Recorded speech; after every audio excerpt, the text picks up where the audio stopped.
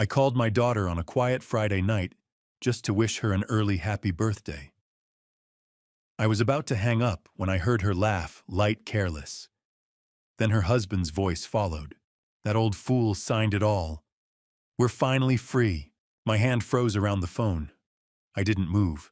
I didn't breathe. They thought the call had ended. They didn't realize I was still there listening as they celebrated the destruction of my life. And that tiny mistake would unravel everything they had planned. I appreciate you staying with me. Before we dive deeper, comment below and let me know where you're watching from. I love connecting with you all. Please note, this story includes dramatized elements for entertainment and learning purposes. Any resemblance to real individuals or places is purely coincidental, but the takeaway is meaningful.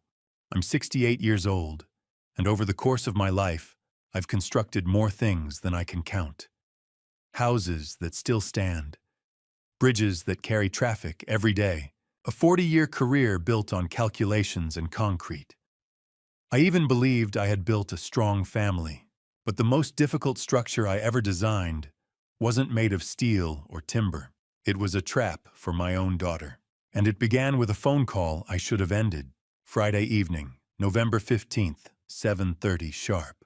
I tapped the FaceTime icon on my iPhone, still clumsy with the thing, after decades of preferring graph paper and a sharpened pencil. Emily had insisted on setting it up for me last Christmas. "It's simple, Dad," she'd said, guiding my finger across the screen. "Just press here." After 2 rings, her face appeared. 38 years old. My daughter. She had Margaret's warm brown eyes and my stubborn jaw. For a second, seeing her smile on that small screen made everything feel ordinary. "Hey, Dad, happy early birthday to you too," she teased. Her birthday was that day. Mine wasn't for another month. "Happy birthday, sweetheart," I said. "How's it going?" "Busy," she laughed. "Brad's cooking, and I'm pretty sure he's burning something." She glanced over her shoulder and grinned. "Thanks for the flowers. Your mother always believed November birthdays deserved yellow roses," I replied. Then I added almost casually, "Those estate planning papers you brought last week, I signed them. They're on my desk whenever you want to pick them up." Something shifted in her expression. Just for a heartbeat. Too quick to interpret. "Perfect," she said smoothly. "I'll grab them this weekend."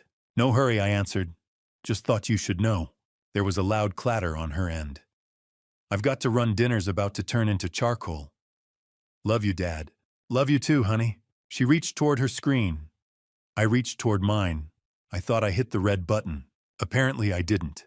The image shrank, but the call didn't disconnect. I set the phone on the arm of Margaret's old recliner and stood to stretch my back. That's when I heard her voice again. But it wasn't meant for me. That old fool signed everything. The tone was light, almost playful, but it wasn't affectionate. "We're golden," Emily continued. "Next week we move him into Shady Pines, sell the house, and boom, 1.2 million in our pockets." Every muscle in my body locked. My hand gripped the chair so hard my knuckles blanched. Brad's voice followed. "You're sure he didn't read the documents?" "Dad doesn't read anything I hand him," she said with a laugh. "He trusts me." Another laugh, clear, amused. "The lawyer's ready. We file the guardianship petition Monday morning. By Monday afternoon, he'll be in the nursing home, and we'll be free." "Your mom would be proud," Brad added smugly. "Finally getting out from under that debt." Emily's voice lowered colder now. "He built that house 30 years ago. Always said it would be mine someday." A pause. Looks like someday just arrived. I don't remember lowering myself back into the chair, but suddenly I was sitting in Margaret's seat, staring at nothing, the phone still transmitting their celebration. I should have burst into their house that night. I should have called and confronted them. But I'm an engineer. Engineers don't explode. We analyze. When the line finally went dead, I remained there listening to the house breathe. The faint creak of oak boards, the ticking of old pipes, the subtle groan of settling beams, sounds I'd known for decades. I had poured this foundation myself, wired every outlet, selected every fixture. Every nail and joint carried my fingerprints. This house wasn't an investment. It was evidence that I had done something right in this world. Something durable. Margaret and I raised Emily within these walls. I could still see her at 7 years old, tugging at my sleeve, demanding to know how suspension bridges stayed upright. At 12, clutching her blue ribbon for a science project on structural load distribution. At 20, standing in this living room in a white dress, radiant. "You look just like your mother," I'd whispered that day. Somewhere between that girl and the woman I'd just overheard, something had fractured. I scanned the room. Margaret's recliner. Our 1984 wedding photo on the mantel. The framed blueprints of this house hanging on the wall, the ones I'd labored over until 3 in the morning to make every angle perfect. I taught her to read blueprints, I muttered into the silence. Now she's drafting plans to lock me away. 72 hours. That was the timeline. Monday morning, she would file the guardianship petition. By Monday afternoon, if she succeeded, I'd be inside Shady Pines with no control over my house, my money, or my life. I picked up my phone and scrolled to a name saved for 4 decades. Frank Miller. Retired detective. Friend since 1985 when we'd worked together on a construction fraud investigation. He'd been law enforcement. I'd been the engineer, proving structural negligence. I almost pressed call. Then I stopped. My mind had already shifted into assessment mode. I began running calculations, identifying structural weaknesses, not in steel beams, but in a plan designed against me. Emily had miscalculated. She assumed I was fragile, complacent, that I would sign papers blindly and shuffle quietly wherever she directed. She forgot who she was dealing with. I've spent 50 years evaluating stress loads, anticipating failure points, reinforcing structures before they collapse. And when collapse is unavoidable, orchestrating demolition, so it falls exactly where intended. My hands may tremble more than they once did. My mind does not. It is still sharp enough to detect faulty design, sharp enough to trace every flaw in her scheme. I walked to my study and retrieved the folder of documents I had signed without reading. Page after page of legal language I had trusted solely because my daughter placed it in front of me. Durable power of attorney. Advanced health care directive. I should have examined every clause. But you're supposed to trust your child. I laid the documents down carefully. 72 hours remained. 72 hours to construct something she would never anticipate. I am a civil engineer. We do not panic under pressure. We assess the load. We calculate risk. We design solutions. And in those next 72 hours, I would build the most important structure of my life, a trap precise enough to expose every miscalculation she made. Because she overlooked one essential truth. Never underestimate the man who taught you how to read blueprints. He can read yours too. For the first 60 minutes after the call ended, I didn't move from Margaret's chair. I just sat there, phone still in my hand, staring at the dark screen as if it might contradict what I'd heard. At some point, I realized the audio had been saved. Apparently, if a FaceTime call doesn't disconnect properly, the system stores it something about registering it like a voicemail. I had never known that. I'd never needed to, until that night. I pressed play. Emily's voice filled the room again, clear, cheerful, cruel. The old fool signed everything. I stopped it halfway through, waited, then started it again from the beginning. 3 times I listened. 3 times I hoped there would be some alternate explanation buried between the words. Some context I'd missed. A joke taken out of proportion. Anything. There wasn't. By the 3rd replay, I wasn't hoping anymore. I was evaluating estate planning documents. That was what she'd called them when she showed up the previous Tuesday around lunchtime. She'd come in carrying a folder and wearing that bright, confident smile, the one she used to wear when she brought home straight A's from school. Just routine stuff, Dad, she'd said lightly. Power of attorney, healthcare directive, in case something ever happens. I understood now. She had been arranging the something herself. I pushed myself up from the chair and walked into my study. The folder was exactly where I'd left it, resting neatly on the desk. 6 pages. Stapled cleanly in the upper left corner. I'd signed the last page, without reading the first 5. Why wouldn't I? She was my daughter. I sat down and began turning pages carefully. Page 1, durable power of attorney. The language was dense, legal, the kind of wording I normally would have studied line by line. Page 4, my signature, blue ink, distinctly mine. I recognized the tall way I formed the H in Coleman, an old habit from decades of signing blueprints on construction sites.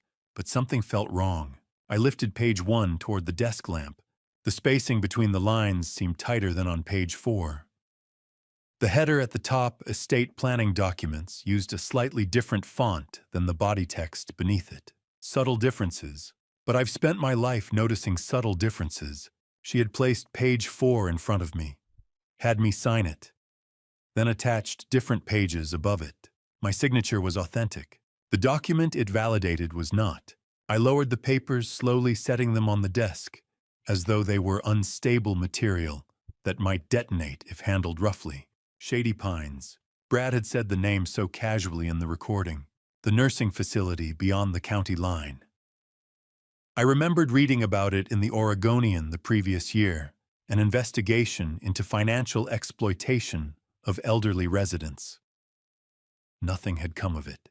Places like that rarely close. They simply change administrators and continue operating. That's where they planned to send me. Not because I was ill, because I was inconvenient. Monday morning, Emily had said, "We file the guardianship petition." I glanced at the calendar pinned to the wall. Friday. That left me 72 hours. The house shifted around me as the temperature dropped outside. The old timber beams contracted softly. The floorboards murmured under their own weight. I'd heard those sounds every night for 30 years. Tonight they sounded different, as if the house itself were waiting to see what I would do. My thoughts drifted to Margaret, 5 years gone that March. Cancer had taken her quickly, 6 months from diagnosis to the end. Emily had moved back home during those final months. She'd slept in the guest room, organized medications, helped coordinate hospice visits. At the time, I believed I was watching a devoted daughter. Now a different possibility crept in. Had she been studying the system back then, learning how medical decisions were documented, how guardianship worked, how vulnerable an aging parent could become on paper? The thought made my stomach tighten. I pressed play again. 1.2 million in our pockets. Emily's voice carried excitement, anticipation. Finally getting out from under that debt, Brad replied. There it was. Debt. No misinterpretation. No misunderstanding. Just motive. I leaned back in the chair and closed my eyes. There were only 3 viable paths forward. First option, confront them immediately. Drive over to their house in the morning. Play the recording. Demand they abandon the plan. Problem, they would know I knew. They would adapt. Speed up the filing. Request emergency guardianship. Claim I was unstable or paranoid. I would lose the element of surprise. Second option, call the police that very night. Report attempted fraud. Problem, what crime had technically occurred, yet I had signed the documents. My signature was genuine. Even if pages were swapped, I would need forensic verification. The recording alone might not hold in court. I did not yet possess sufficient evidence. I would be reacting too early. Third option, do what I have done for half a century. Assess, design, construct. In my career, every structure began the same way. You determine the load it must bear. Identify stress points. Select materials strong enough to withstand pressure. Reinforce where necessary. Anticipate failure before it happens. This situation required the same methodology, except the structure I would build would not consist of concrete or steel. It would be built from proof, from timing, from strategy. 72 hours. 72 hours until Monday morning. 72 hours to become someone I never expected to be. A father who fights back. I reached for my phone and scrolled through contacts until I found a name that had been in my life longer than my marriage. Frank Miller. We'd met in 1985 on a construction fraud investigation. He had been the detective assigned to the case. I was the engineer proving that a contractor had substituted inferior rebar in a bridge foundation. We'd bonded over site inspections, black coffee, and arguments about load tolerances. He retired from Portland PD 8 years ago, but we never stopped meeting for lunch once a month. If there was one person capable of looking at this situation clearly without panic, it was Frank. I hesitated for only a second before pressing call. It rang twice. Walt Frank's voice answered, already alert. "It's 10 o'clock. Everything okay?" I glanced at the scattered documents on my desk, the saved recording on my phone, the quiet living room where only an hour earlier I'd heard my daughter discuss disposing of me like excess inventory. "No," I said calmly. "Everything is not okay." There was a pause on the line. "What's going on?" I inhaled slowly, searching for language that didn't sound insane. "My daughter is trying to erase me," I said finally. "Not with violence, with paperwork." Silence. "I've got 72 hours before she files a guardianship petition and locks me in a nursing home," I continued. "I need you here." Another brief pause. Then Frank's voice came back steady as ever. "I'll be there in 20 minutes. I ended the call and set the phone down. The clock on the wall read 10:07 p.m. 71 hours and 53 minutes remaining. For the first time since I'd overheard that call, something inside me steadied. Engineers don't panic under structural stress. We calculate. And I had just begun. Frank's truck rolled into my driveway at exactly 11:03 p.m. The sweep of his headlights slid across the living room walls, briefly illuminating Margaret's framed photo before fading. A second later, I heard the unmistakable diesel rumble of his old Ford, the same battered pickup he'd been driving since the day he retired. Some men upgrade when they step away from the job. Frank never saw the point. He was knocking before I reached the door. I opened it, and there he stood.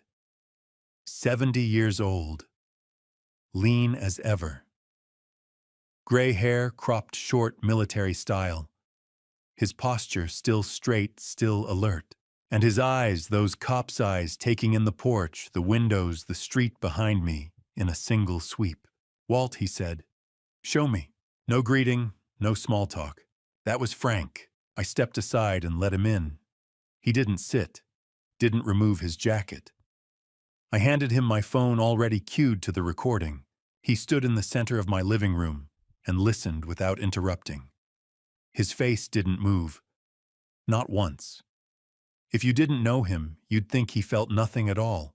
When the audio ended, he remained silent for a full 30 seconds. Then he exhaled slowly. "This is elder abuse," he said flatly. "Calculated, organized. This didn't start last week, Walt. This has been in motion for months." Months, I repeated, though part of me already knew he was right. He handed the phone back. "You don't draft a guardianship petition overnight. There are consultations, paper trails, medical documentation. Somebody's been laying groundwork." He held out his hand. "Let me see the paperwork." I retrieved the folder from my study and brought it to the kitchen table. Frank pulled a pair of reading glasses from his jacket pocket and spread the pages out under the overhead light. He leaned over them the way he used to lean over crime scene evidence, careful, patient, precise. "Signatures authentic," he said, tapping page 4. "No question. That's yours." "I know, but look here." He slid page 2 slightly forward. "See how the text alignment shifts. The density of the toner's different. Whoever did this scanned the signature page and printed new content to attach above it. Same paper stock, different print pattern." I'd noticed the font inconsistency. Frank saw the printer's fingerprint. "Can that be proven?" I asked. "With a forensic document examiner, absolutely. In court, strong case." He removed his glasses and set them down. "But forensic analysis takes time. And you don't have time." "Monday morning," I said. 9 o'clock. He nodded once. "If a judge signs off that afternoon, you lose everything.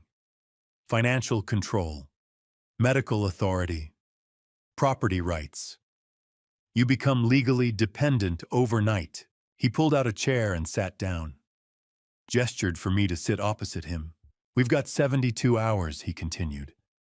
"We can't stop them from filing, but we can be ready when they do." "Ready how?" "We build leverage." He raised 3 fingers. "First, irrefutable proof of forgery. One we're already working on, I said. Second motive. Judges look at intent. Why now? Why the urgency?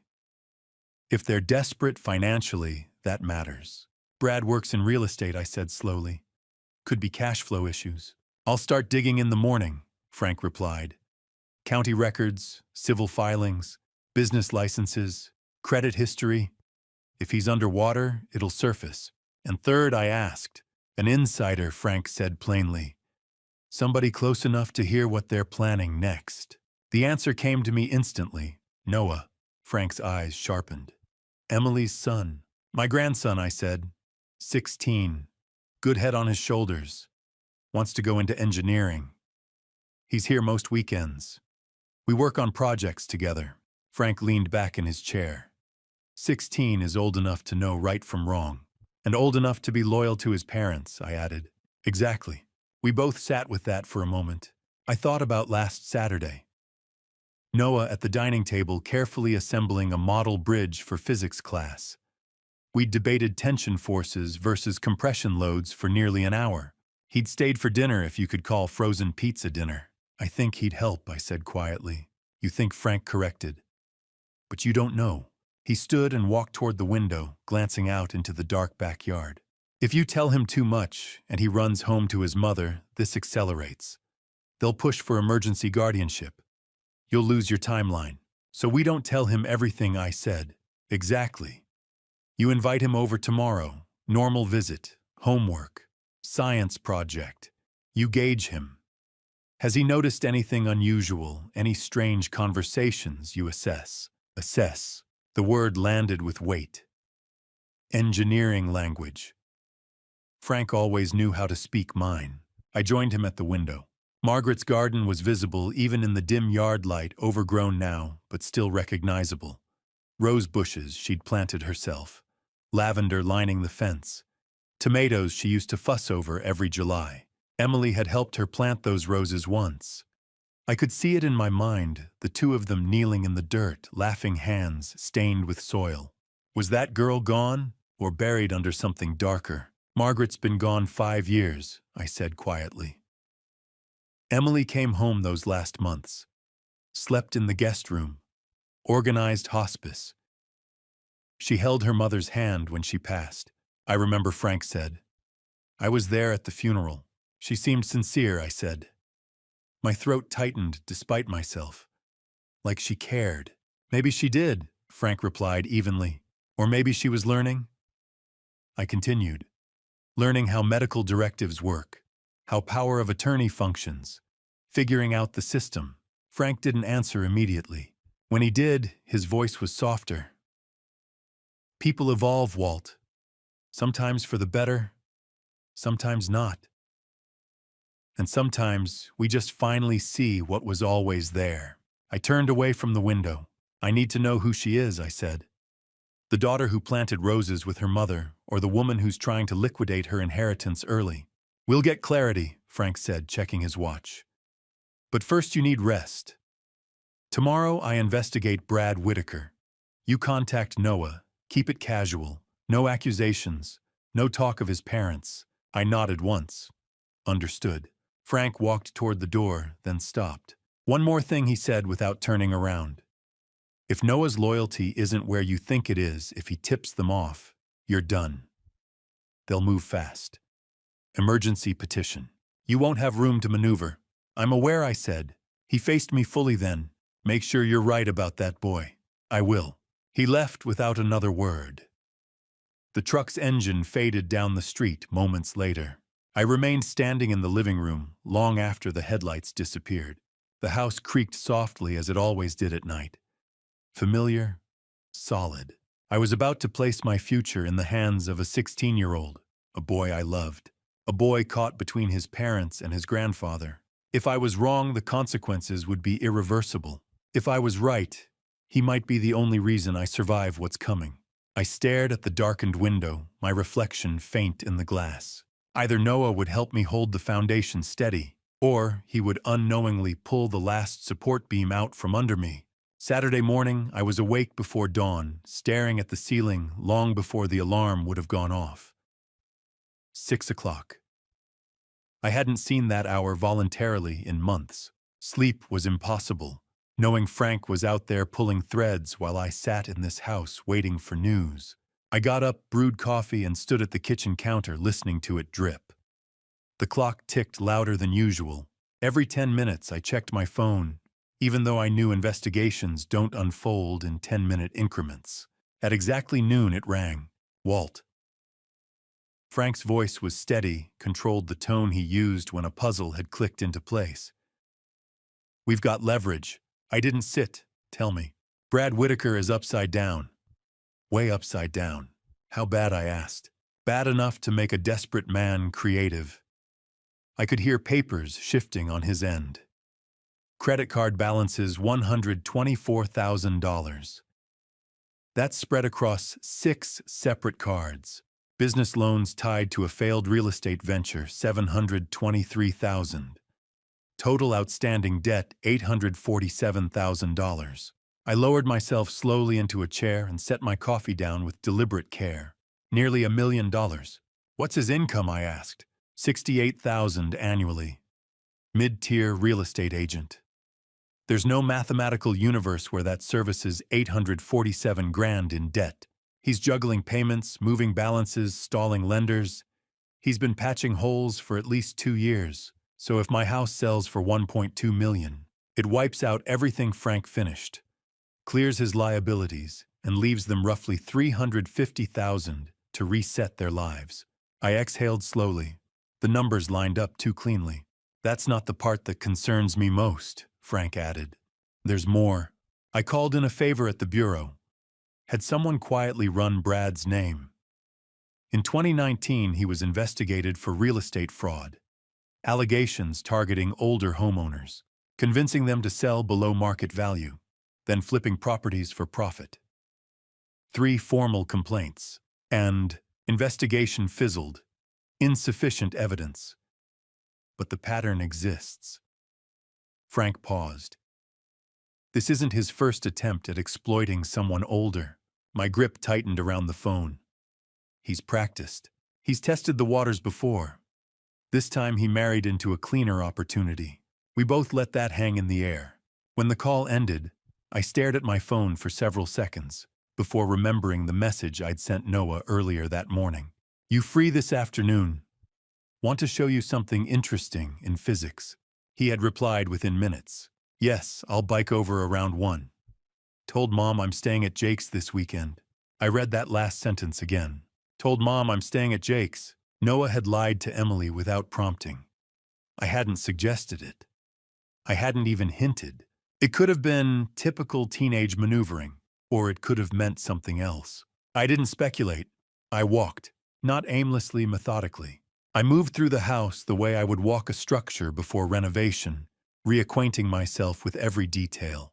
The living room wall, red brick, I laid by hand over 3 summers in the 90s. Emily had been 10, then 11, then 12 during those months. She'd passed me bricks and asked why mortar ratios mattered. The staircase, solid oak. 3 coats of varnish applied on my knees. Margaret had chosen the stain. Emily used to slide down that banister until she declared herself too grown up. The kitchen remodeled in 1987 when Margaret was pregnant. I'd knocked out a wall myself, installed the cabinetry, laid tile 1 square at a time. This house wasn't a financial asset. It was a timeline. 30 years of labor. 40 years of marriage. Every echo of the woman I loved and the daughter I raised. If Emily believed I would surrender it without resistance, she had miscalculated who her father was. At 12:40, movement outside caught my eye. A bicycle turning into the driveway. Noah. I opened the door before he reached it. Hey, Grandpa. He grinned, open, uncomplicated. 16. All long limbs and unfinished angles. Band t-shirt. Jeans worn at the knees by design. Glasses similar to the ones I wore at his age. He carried my younger face. Good timing, I said. Come in. He leaned his bike against the porch railing and stepped inside, dropping his backpack by the door. So what's the physics challenge? He asked eagerly. Something with torque. I almost smiled. Actually, I said, gesturing toward the couch, I need to talk to you first. Something in my tone shifted the air. His expression changed instantly. Teenagers may act careless, but they sense gravity when it enters a room. He sat down slowly. This was the moment Frank had warned me about. The pivot point. I was about to measure where my grandson stood. If I misjudged him, if he reported this conversation back home, Emily and Brad would accelerate. Emergency petition. Claims of paranoia. A narrative that I was unstable. By Monday afternoon, I would be sitting in Shady Pines while this house hit the market. But if I read him correctly, Grandpa Noah's voice was cautious now. Is something wrong? I studied him carefully. This boy who spent weekends here because he wanted to. Who argued with me about structural integrity for fun. Who had chosen this morning to tell his mother he was somewhere else. I need to ask you something important, I said evenly. And I need honesty. Even if it's uncomfortable. He nodded once. Have you noticed anything unusual at home lately? I asked. Your parents acting different. Having conversations they stop when you walk in. Talking about plans you don't fully understand. The reaction was immediate. Not exaggerated, not confused. Recognition. His posture stiffened. His jaw tightened slightly. Noah wasn't guessing. He knew, and in that instant, I understood that whatever I said next would determine whether I gained an ally, or confirmed that I was truly alone. I thought the hard part would be hearing my daughter plot against me. Turns out the hard part is sitting across from my 16-year-old grandson, wondering if I'm about to ruin his life by telling him the truth. Grandpa, can I ask you something about physics? Noah leans forward, elbows on his knees, exactly the way I used to sit when I was drafting bridge plans at the kitchen table. See, my teacher says Newton's first law is just about inertia, but isn't it really about resistance to change? I blink. For a moment, I forget about the forged documents, the nursing home, the 72-hour countdown. This is what I miss most about Margaret. She used to say I came alive when someone asked me to explain how the world worked. You're smarter than your teacher, I tell him. Newton's first law isn't just physics. It's philosophy. An object at rest stays at rest unless acted upon by an outside force. That's not just about motion, it's about systems, about equilibrium. You know what equilibrium means. Noah nods, eyes bright. Balance. Right. And you know what breaks equilibrium. Force. External force, I correct. Something from outside the system, like... I pause, choosing my words carefully. Like when someone tries to move you out of your own house. Noah's face changes. The brightness fades. He glances at the front door, then back at me. We talk for 30 minutes. I walk him through all three laws: inertia, acceleration, action, and reaction. He asks good questions. He reminds me of myself at that age, hungry for answers, impatient with vague explanations. When we finish, I pour him a glass of water and sit back down. So, I say, keeping my voice light, "How's school? How's your mom?" Noah takes a long drink, sets the glass down, carefully centering it on the coaster. She's been asking me weird questions. What kind of questions? About you.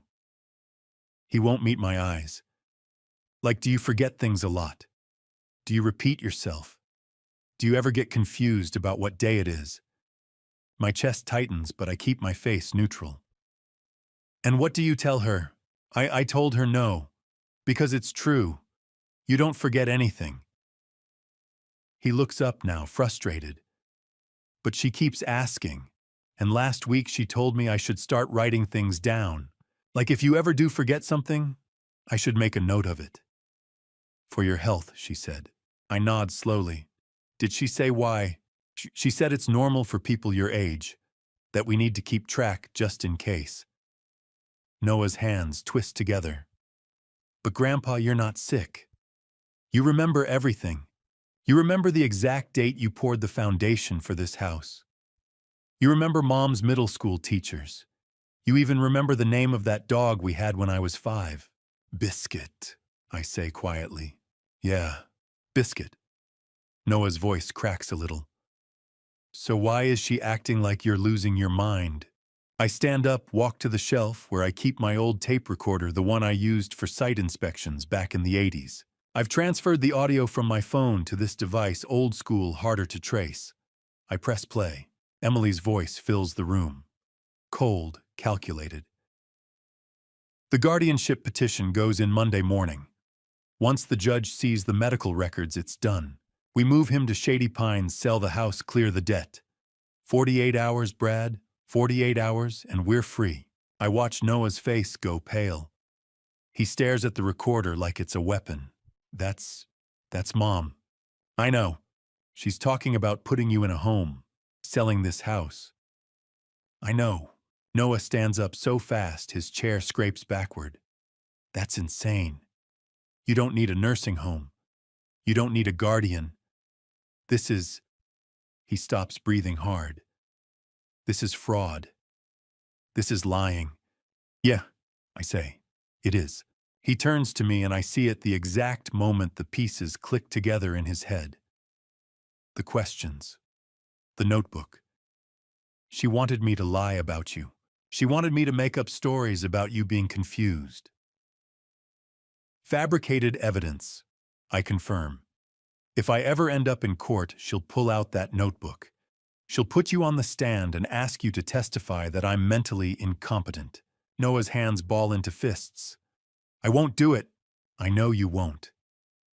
I walk over, put a hand on his shoulder. But I need more than that, Noah. I need your help. He looks at me wary now. What kind of help? I reach into my pocket and pull out an old flip phone, the kind nobody uses anymore. The kind that doesn't connect to the family plan, doesn't show up on anyone's account. I bought it this morning with cash. I need you to be my eyes and ears, I say. Your parents talk when you're around. They think you're just a kid, so they don't watch what they say. I need you to record those conversations. I need you to send them to me. Noah takes the phone, turns it over in his hands. You want me to spy on my own parents. I want you to help me protect myself. I keep my voice steady even though my heart is hammering. Noah, I built this house with my own hands. I raised your mother in this house. I took care of your grandmother in this house until the day she passed. This isn't just property, it's my life. And they're trying to take it. Not because I'm sick, not because I need help, because they're in debt and they see me as a solution. He's quiet for a long time. Then, what if they find the phone? I hide it. Keep it off unless you're recording. Send the files to this email address. I hand him a slip of paper. Delete them right after. Don't text me, don't call, just the recordings. What if I get caught? But you won't, I lie. And if you do, I'll take the blame. I'll say I forced you. He looks at me, and I see fear in his eyes, but I also see something else. Determination. The same stubborn set to his jaw that Margaret used to have when she decided something was worth fighting for. Okay, he says, I'll do it. At 4 o'clock, Noah gets on his bike and rides home. I watch him disappear down the street, and for the first time in 2 days, I feel something close to hope and something close to shame. I've just turned my grandson into a spy. I've asked a 16-year-old to lie to his parents to sneak around to risk his safety for my sake. Margaret would have hated this. She always said families should protect each other, not manipulate each other. But then again, Margaret never had to fight her own daughter. At 4:15, my phone rings. Frank, I've found what you need, he says. Come to my house tonight, 7 o'clock, and Richard, bring a strong stomach. What I dug up on Brad is worse than we thought. I hang up and stare at the recorder still sitting on the coffee table. Newton's third law: for every action, there's an equal and opposite reaction. Emily pushed. Now I'm pushing back. Frank's house always smells the same: stale, coffee, warm electronics. and that faint chemical scent of printer ink. When I step inside at exactly 7, he's already set up at the dining table. Papers are fanned out in precise stacks, arranged the way evidence would be displayed before an indictment. He doesn't greet me. "Shut the door, Walt," he says evenly. "And sit down." I close the door behind me. I don't sit. "What did you find?" Frank finally looks up. In 4 decades of knowing him, I've seen him deliver bad news to widows, to business owners, to men who thought they were untouchable. He never dramatizes. Tonight, though, there's anger in his eyes. "Walt," he says carefully, "Emily didn't stop at the financial documents." My stomach tightens. "She created medical records." For a second, the words don't register. Then the room feels like it shifts slightly beneath my feet. I steady myself on the back of a chair. "What do you mean, created?" Frank slides a thick folder toward me. 6 separate consultations. March through November. All logged under your name. Different clinics around the city. I open the folder. March. Memory clinic evaluation. Notes indicate confusion, short-term memory issues. May neurology consult. Mentions disorientation and difficulty tracking time. July. Psychiatry assessment. Early cognitive decline suspected. September. Follow-up. Worsening symptoms. October. Increased concern. Recommendation for monitoring. November 2 weeks ago. Dr. Patricia Brennan advises immediate placement in assisted living. My hands tremble as I read through each page. "I've never stepped foot in these offices," I say quietly. "I know you haven't." Frank leans forward. "She used the forged power of attorney. Contacted the clinics herself. Told them you were too confused to attend in person. Arranged phone consultations. They documented based on what she reported. They never examined me. No in-person evaluation. They took her statements as caregiver observations. It happens more often than you'd think." I lower myself into the chair because my legs no longer feel reliable. "All 6 calls originated from her phone," Frank continues. "But the patient listed is you. On paper, it shows a steady 6-month decline." I close the folder slowly. "She constructed a medical history," I say. "Layer by layer," Frank replies grimly. I stare at the documents. Each page carefully worded. Timelines aligned. Symptoms escalating at just the right pace. She didn't rush. She designed it. "I need to go home," I say. Frank doesn't argue. The drive back feels shorter than usual. When I pull into my driveway, the house looks unchanged. Quiet. Ordinary. I walk past the front door and around to the side yard instead.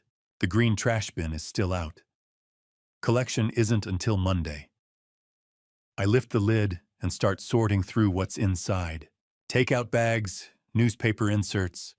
Then I see them. 6 white envelopes. Barely crumpled. I pull them out one by one. Appointment reminders. Memory clinic, March 15th.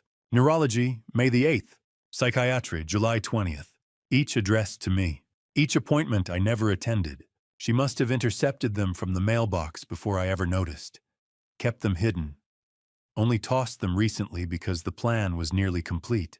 I carry the envelopes inside and lay them on the kitchen table under the light. They're in decent condition. No water damage, no heavy creases. She'd handled them carefully. 6 months ago, she started calling more often. "Dad, you seem tired. Are you sure you're remembering things clearly? You repeated that story twice." I thought she was concerned. She was rehearsing a script. When I didn't falter, when I remembered dates, names, details, she simply created decline on paper. I push the envelopes aside and walk upstairs. Margaret's jewelry box rests on the dresser exactly where it has for decades. I built it myself from cherry and maple with a velvet-lined interior. I open it. Pearl earrings, a silver bracelet, necklaces gently tangled, and an empty space where her wedding ring once lay. Last summer, Emily asked to borrow it. Said she wanted to have it appraised for insurance purposes. I handed it to her without hesitation. She never returned it. I take out my phone and search quietly. Portland pawnshop listings. Diamond solitaire. 1.5 carats. It doesn't take long. Selwood Estate jewelry listing. 1.5 carat yellow gold solitaire. Sold July last year for $3,200. The description is unmistakable. She sold it. Her mother's wedding ring. The one I saved for half a year to afford in 1980. The ring Margaret wore every single day for 40 years. Emily sold it over 12 months ago. I set the phone down gently. No shouting, no breaking things, just a spreading coldness inside my chest. This wasn't panic. It wasn't a sudden financial crisis. It was a long-term plan, a structure drafted carefully. At 9 o'clock, I call Frank again. We need legal counsel, I say.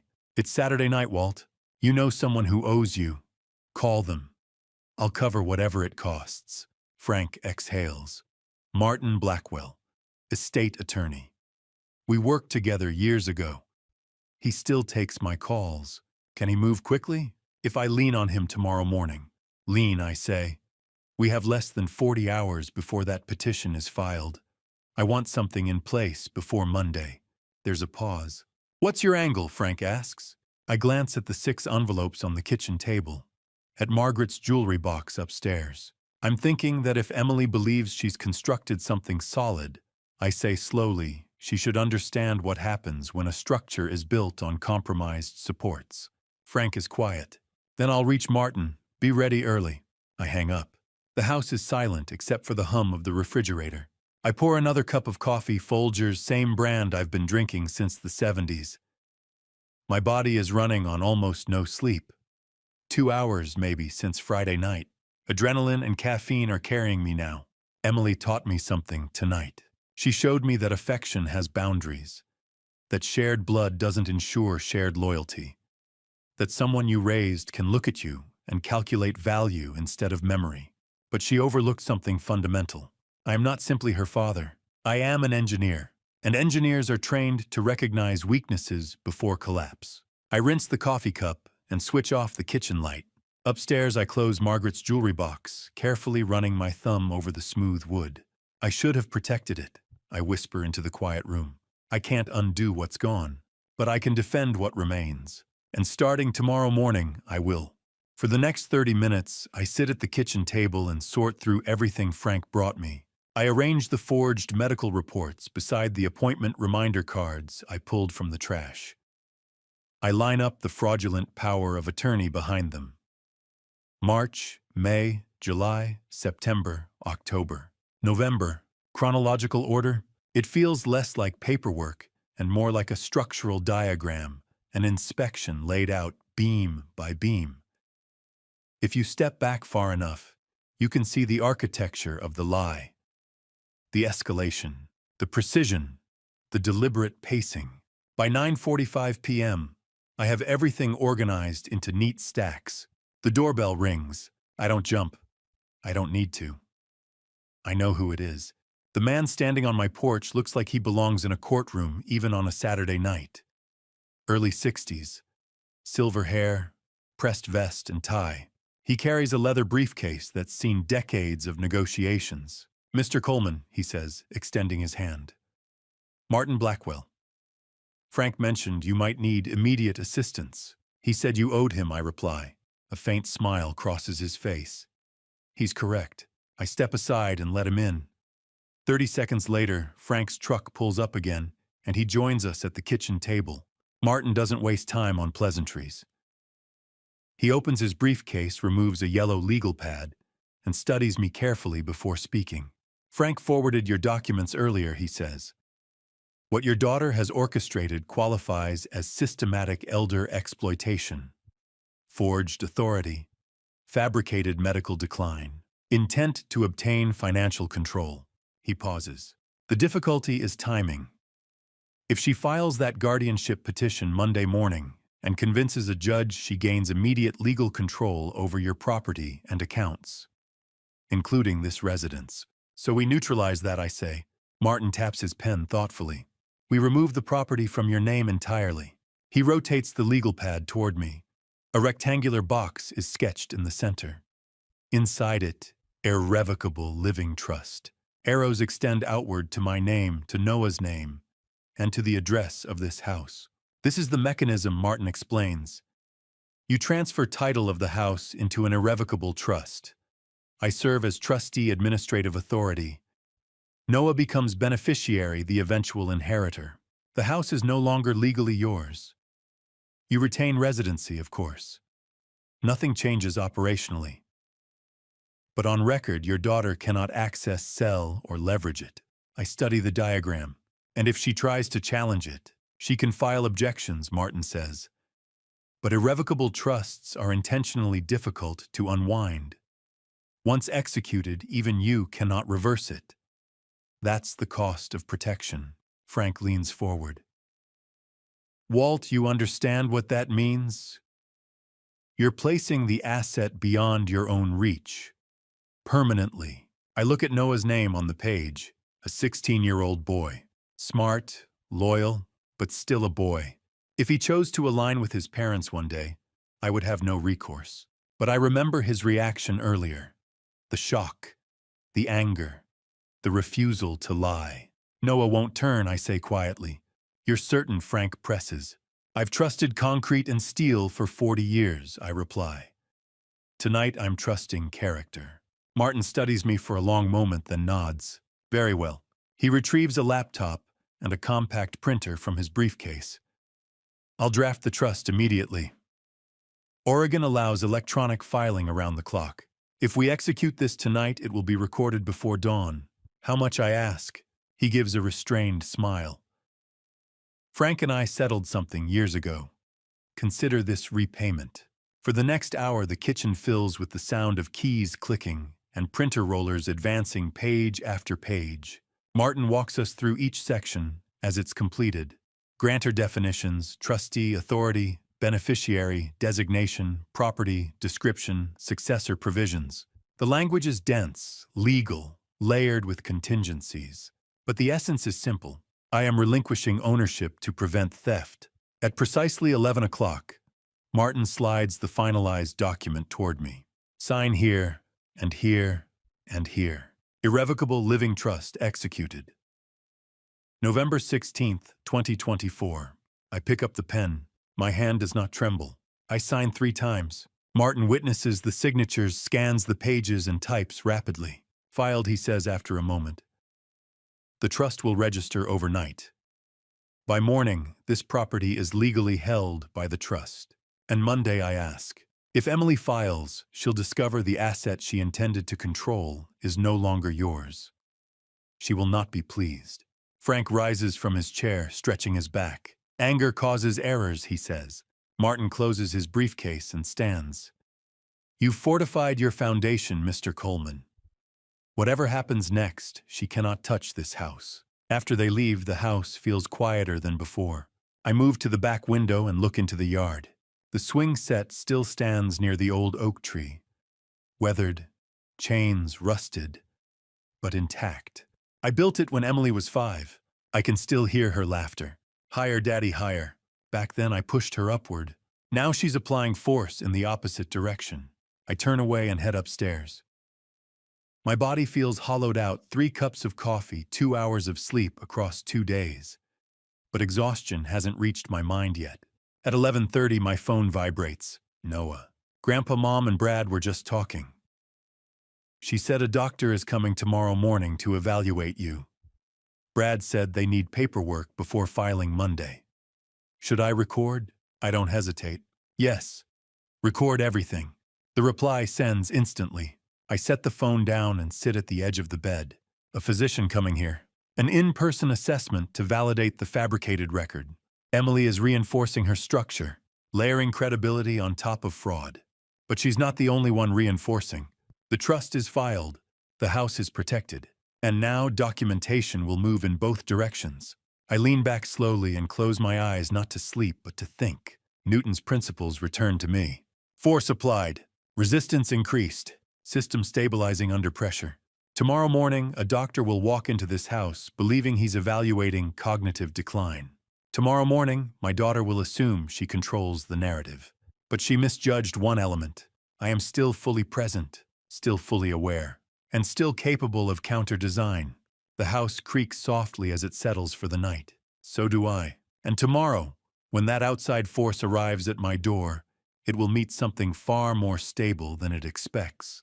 Frank arrives at exactly 10 o'clock Sunday morning, looking like he hasn't slept or cared since Friday. His shirt is wrinkled beyond salvation, his gray hair sticking up in uneven directions, and there's a dark coffee stain splashed across one knee of his jeans. I raise an eyebrow as I open the door. "What happened to you?" He steps inside without answering immediately, then gestures at himself.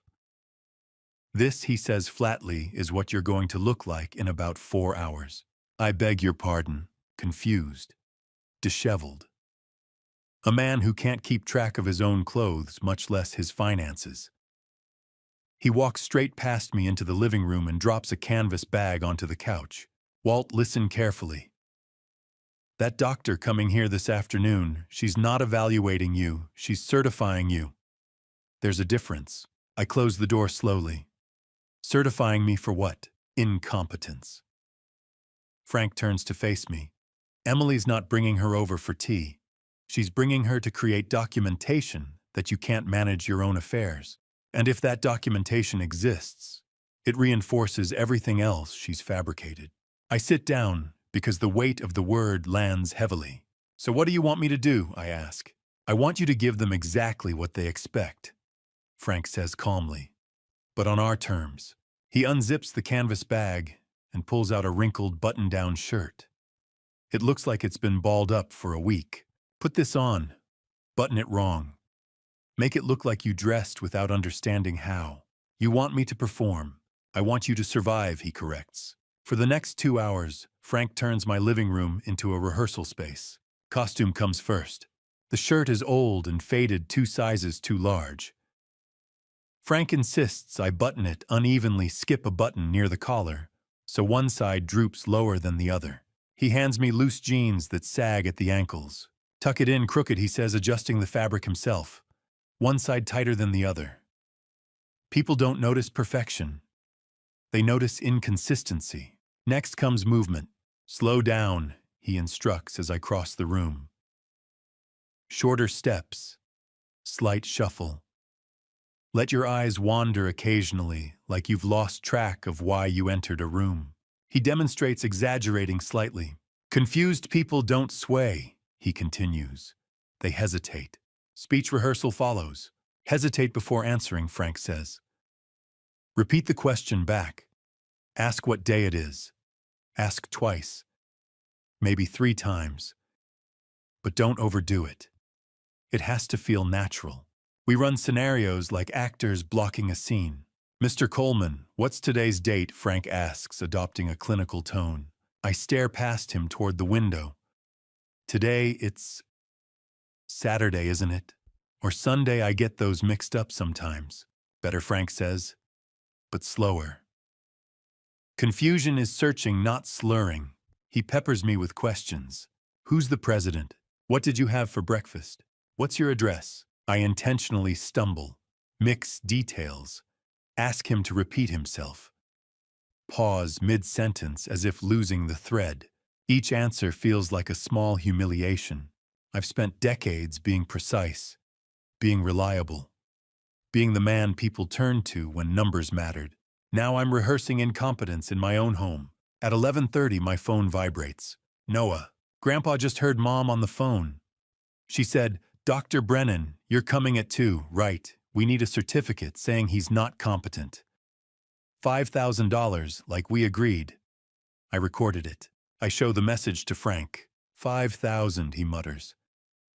"That's not a standard evaluation fee. That's a bribe." He nods once. "We've got confirmation she's paying. But we need what happens in this room documented too."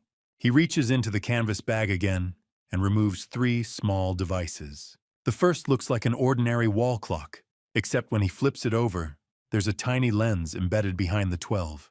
"Wide-angle camera," he says. "We'll mount it behind where you're sitting." The second device is a simple picture frame. Another hidden camera. This goes on the bookshelf.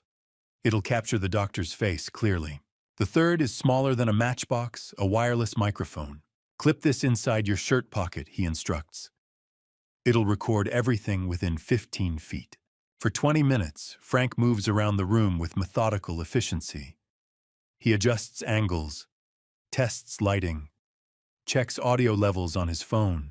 I watch the live feed, 2 camera views of my living room, crisp and clear. Rule number 1, Frank says when he's done. Stay in character. Even if she says something that makes you furious, you don't break. I nod. At 1 o'clock, I go upstairs to change. I stand in the bathroom staring at the wrinkled shirt hanging from my shoulders. One side tucked too deep, the other sagging. My reflection looks tired. Not incompetent, just tired. I've built bridges that span rivers, designed retaining walls that have outlasted storms, mentored younger engineers who now run their own firms. And here I am, deliberately misbuttoning my shirt to avoid losing everything. Is this what defense looks like at 68? I close my eyes and hear Emily's voice from the recording. 48 hours and we're free. No. This isn't surrender. It's counter-design. I head back downstairs. Frank gives me a final once-over. Remember, he says quietly, you're not acting crazy. You're acting confused. At 1:45 p.m., a black Mercedes pulls to the curb. I see it through the front window. A tall blonde woman steps out of the driver's side. Late 50s, professional posture. She carries a medical bag and moves with quiet authority. Dr. Brennan. The passenger door opens. Emily emerges. She says something to the doctor on the sidewalk. They exchange a few words, then walk toward the porch. Frank slips into the kitchen out of sight, but within monitoring range of the cameras. The devices are recording. The microphone hums faintly against my chest. I lower myself into Margaret's old chair and adjust the crooked shirt one last time. My hands rest loosely on my knees. The doorbell rings. For a moment I think about the swing set in the yard, about Margaret's jewelry box upstairs, about Noah trusting me. Then I let my shoulders sag slightly and allow my eyes to drift unfocused toward the hallway. The show begins, and this time I control the stage. I stand up slowly, shuffle to the door, and pull it open. Dr. Patricia Brennan is shorter than I expected, maybe 5'6", with dyed blonde hair pulled into a tight bun. She's wearing a navy blazer over a white blouse, carrying a leather medical bag that looks expensive. Her smile is professional, practiced. Behind her, Emily stands on the porch step, hands clasped together, face arranged into an expression of concern. "Dad," Emily says softly, stepping forward. "This is Dr. Brennan. Remember I mentioned her last week? I scheduled a health checkup for you." I let my eyes drift between them, then back to Emily, like I'm trying to place the memory. "A doctor? I don't... Did you tell me..." "It's okay, Mr. Coleman." Dr. Brennan says, her voice smooth and reassuring. "May I come in?" I step aside, shuffle back toward the living room. They follow me in. Emily closes the door behind them. Dr. Brennan sits on the couch, sets her bag beside her, and pulls out a clipboard. Emily stays standing near the doorway, arms crossed, watching. "Mr. Coleman," Dr. Brennan begins. "Can you tell me what day it is today?" I pause. Let my eyes wander to the window, like I'm searching for the answer outside. "Today, it's Saturday, isn't it? Or Sunday." She writes something on her clipboard. "And do you remember my name?" I look at her, squint a little. "Your name is Doctor." "I'm sorry, I've forgotten." More writing. "Can you tell me your home address?" I hesitate, then recite the street name correctly, but give the wrong house number off by 20. She doesn't correct me, just writes it down. "Who's the current president, Mr. Coleman?" I frown like I'm reaching deep into my memory. "Oh, that's Obama, isn't it?" Emily shifts her weight near the door. I see her glance at Dr. Brennan, some unspoken signal passing between them. "And how are you managing daily tasks?" Dr. Brennan asks. "Eating, bathing, that sort of thing." I shrug, let my voice trail off. "Sometimes I forget to eat breakfast, or I can't remember if I already ate." Dr. Brennan nods sympathetically and makes another note. Emily steps forward now, her voice thick with false worry. "Doctor, he's getting worse every week. Last week he left the gas stove on all night. I came over the next morning, and the whole house smelled like gas. I'm terrified something's going to happen. I keep my face blank, but inside I'm cataloging the lie. I don't have a gas stove. I installed an electric range in 1987 and haven't touched it since. Dr. Brennan looks up at Emily, then back at me. Mr. Coleman, do you remember leaving the stove on? I shake my head slowly. I don't think so. Maybe. He doesn't remember. Emily says, her voice breaking a little. That's what scares me. Dr. Brennan closes her clipboard and stands. Mr. Coleman, I'd like to step outside with your daughter for just a moment. Will you be all right here? I nod, settle back into the chair, like an old man content to wait. They walk out onto the front porch. The door doesn't close all the way, there's a 2-inch gap. I can't see them, but I know the cameras are still recording. And the wireless mic Frank clipped near the doorframe is close enough to pick up voices. I sit very still and listen. Emily's voice quieter now, but still audible. Doctor, can you write a certificate saying he needs assisted living? Something I can submit with the guardianship petition of Quotamo. Dr. Brennan's reply is cautious. I'd need to do a more thorough evaluation. These things take time. We agreed on $5,000. Emily's tone sharpens. Here's $2,500 up front. There's a pause. I hear the faint crinkle of an envelope being opened. Then Dr. Brennan's voice lower, smoother. Oh, well, in that case, I can certainly expedite the paperwork. I'll have a report written by this afternoon. Thank you, Emily says. I knew I could count on you. Footsteps. The door swings open. Dr. Brennan steps back inside, her professional smile firmly in place.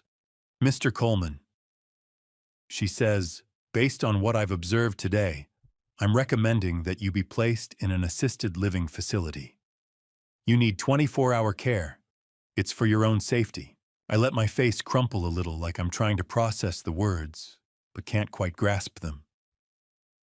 Assisted living. What's that? It's a place where people can help you. Dad, Emily says, moving to my side, resting a hand on my shoulder. A safe place. Dr. Brennan packs up her clipboard and extends a hand. Take care, Mr. Coleman. I shake her hand weakly.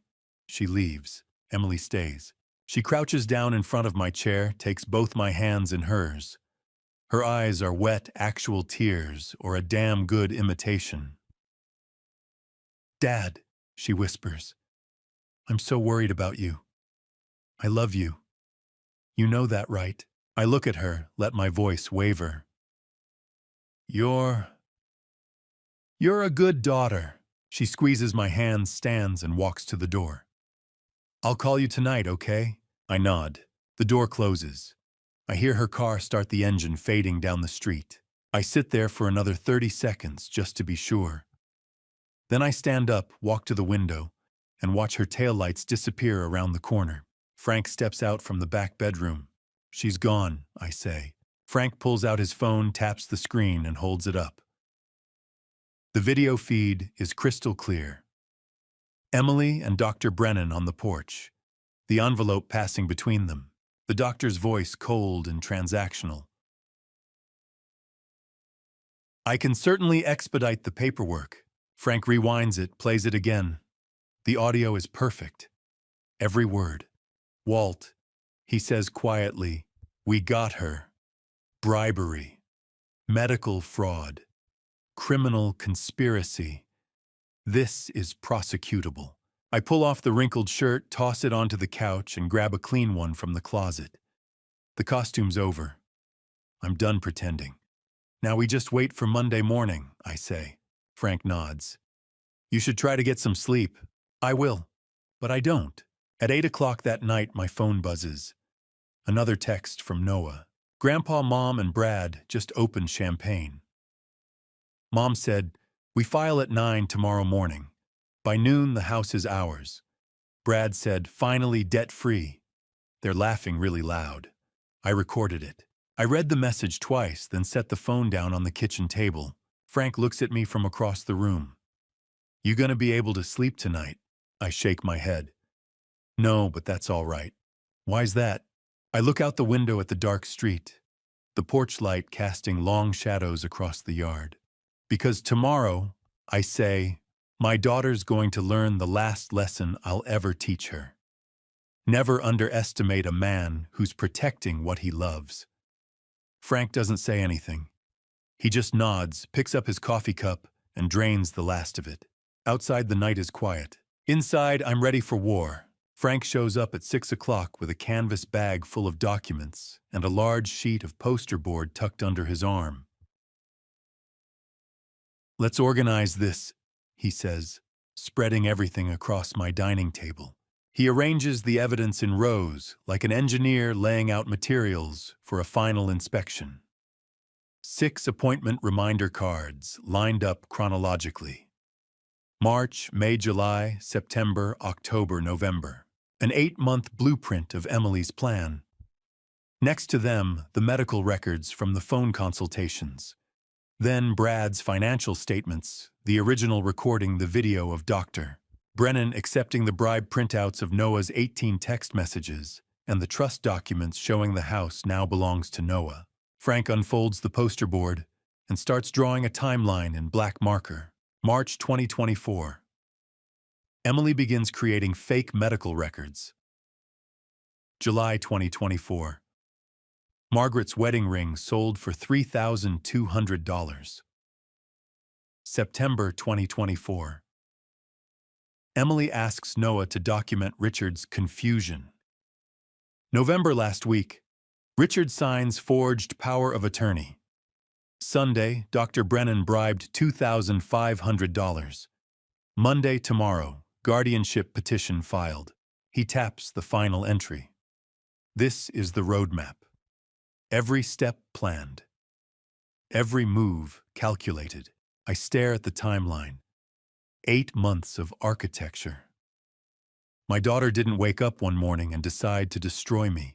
She built this piece by piece, the same way I taught her to approach any long-term project. At 7:30, Frank sets up his laptop and calls Martin Blackwell on video.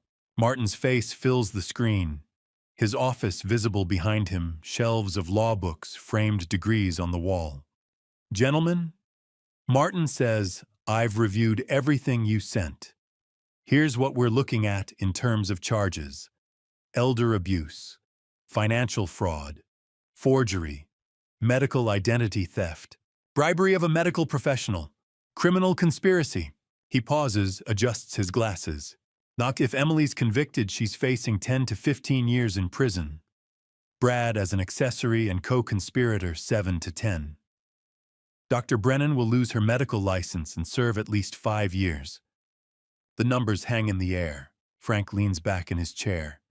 And the evidence is solid. On airtight, Martin says. Between the recordings, the financial trail, and the video of the bribe, this is prosecutable on every count. He looks directly at me through the screen. Mr. Coleman, you've built a case that would make a district attorney weep with joy. I nod, but I don't feel victorious. I just feel tired. Martin ends the call. Frank closes the laptop and looks at me. Walt, he says quietly, you can still walk away from this. Take all of this to the police right now. Let them arrest Emily and Brad tomorrow morning. You don't have to be there. You don't have to face her. I shake my head. I need to look her in the eyes, I say. I need her to see that I'm not some confused old man she can manipulate. I need her to know I fought back. Frank studies me for a moment, then nods. All right, then let's make sure we do this right. He picks up his phone and dials, puts it on speaker. A woman's voice answers. Frank Miller. It's been a while. Hello, Sarah, Frank says. I need a favor. Detective Sarah Patterson, Portland, PD Elder Abuse Division. Frank worked with her 15 years ago on a contractor fraud case. She's sharp, methodical, and she doesn't play games. Frank explains the situation, gives her the broad strokes, the evidence we have the plan for tomorrow. Shankan, Sarah says slowly. You're sure about this if we move too early, or if the evidence isn't as solid as you think they'll walk? I'm sure, Frank says. Tomorrow morning 9:30, come to this address. We'll have everyone in one room, Emily, Brad, the evidence, and Mr. Coleman. You can take it from there. There's a long pause. Then, I'll be there. And Frank, this better be as good as you say it is. It is. He hangs up. At 8 o'clock, my phone buzzes. Noah's text, Grandpa, Mom, and Brad just opened champagne. Mom said, we file at 9 tomorrow morning. By noon, the house is ours. Brad said, finally debt-free. They're laughing really loud. I recorded it. I show the text to Frank. He reads it, sets the phone down, and shakes his head. They think they've already won, he says. Or let them think that, I reply. After Frank leaves, I sit alone at the dining table, surrounded by the evidence. The timeline chart, the recordings, the forged documents, everything Emily built to bury me now, turned into the foundation of her own collapse. I walk upstairs and pull out the old photo album from the closet, the one Margaret used to flip through on Sunday afternoons. There's Emily at 6 years old, missing her 2 front teeth, laughing at something I said while we built a birdhouse in the garage. Emily at 12, holding a blue ribbon from the school science fair. First prize. I was so proud I framed the newspaper clipping. Emily at 20 on her wedding day. I'm walking her down the aisle, her hand tucked into the crook of my arm. She's smiling. I'm smiling. Margaret's crying in the front row. I close the album. Somewhere between that gap-toothed little girl and the woman who tried to bury me alive, something broke. I don't know when. I don't know why. But tomorrow I'll give her one last chance to explain before the prison doors close behind her. I walk back downstairs. The house is clean organized. Frank removed the cameras this afternoon. They'd done their job. I've laid out a suit for tomorrow, the first time I've worn one in 6 months. I want to look like myself. Not a confused old man. Not a victim. Just Richard Coleman, engineer, father, fighter. At 10 o'clock, I lie down on the bed, the same bed Margaret and I shared for 35 years. The room still smells faintly like her lavender lotion even after all this time. I whisper into the dark. Margaret, if you're watching this, what would you say? I can almost hear her voice, soft, steady. Do the right thing, Walt. Protect Noah. And let Emily know love doesn't mean weakness. I nod to the empty room. Tomorrow it all ends. I wake at 6 in the morning after 3 hours of sleep that felt more like falling than resting. I make coffee Folgers, same as always, and stand at the kitchen window watching the sun rise over Portland. November fog rolls through the streets in soft gray waves, the kind of morning that makes the city look like a watercolor painting. Beautiful and cold. 30 years ago, I stood at this exact window and watched a crew pour the foundation for this house. Margaret was pregnant with Emily then. I remember thinking, this is what I'm building for. A family, a future, something solid. I take a sip of coffee. It burns going down. At 7:15, my phone buzzes. A text from Noah. Grandpa, Mom told me to stay home from school today. She said, we're going to have good news soon. I told her I wanted to come see you first. She said, okay, that my friend Jake can pick me up from your house and take me to school after. I'm biking over now. Are you ready? I text back, I'm ready. Are you? 3 dots. Then yes. I love you, Grandpa. I stare at the screen. Noah hasn't said those words to me since he was 12 years old. 4 years of silence. And now on the morning, everything falls apart. He says it. I set the phone down before I start shaking too hard to hold it. At 7:45, there's a knock at the door. I open it, and there's Noah wearing his school uniform, khaki pants, white polo backpack slung over one shoulder. He looks so young, too young to be tangled up in this. You okay? I ask. He shakes his head. No. but I know this is the right thing to do. I pull him into a hug. He's taller than he was a year ago, almost my height now. I can feel him trembling. Whatever happens today, I say quietly, you remember this, none of this is your fault. You didn't cause it. You didn't ask for it. And you're the hero in this story, not the villain. Noah nods against my shoulder. When he pulls back, his eyes are red, but he's not crying. Where do you want me? He asks. Living room. Just sit. I'll handle the rest. At 8:15, Frank arrives. He's not alone. Detective Sarah Patterson steps out of the passenger side of Frank's truck. She's in her mid-40s, wearing jeans and a plain jacket, nothing that screams, cop. Her hair's pulled back in a ponytail, and she's got the kind of face that's seen too many bad situations to be surprised by one more. Frank introduces us. Sarah shakes my hand, firm grip, direct eye contact. Mr. Coleman. She says, I've reviewed all the evidence Frank sent over. This is the clearest case of elder abuse I've seen in 15 years. But I need to make sure you understand. Once I walk in there and make arrests, there's no turning back. Your daughter will go to jail.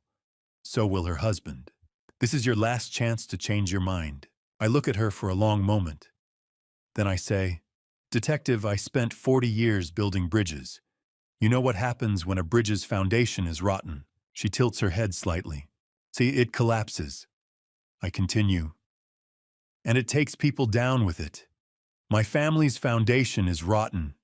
If I don't replace it now, the whole thing's going to fall. Sarah studies me, then nods. All right, here's the plan.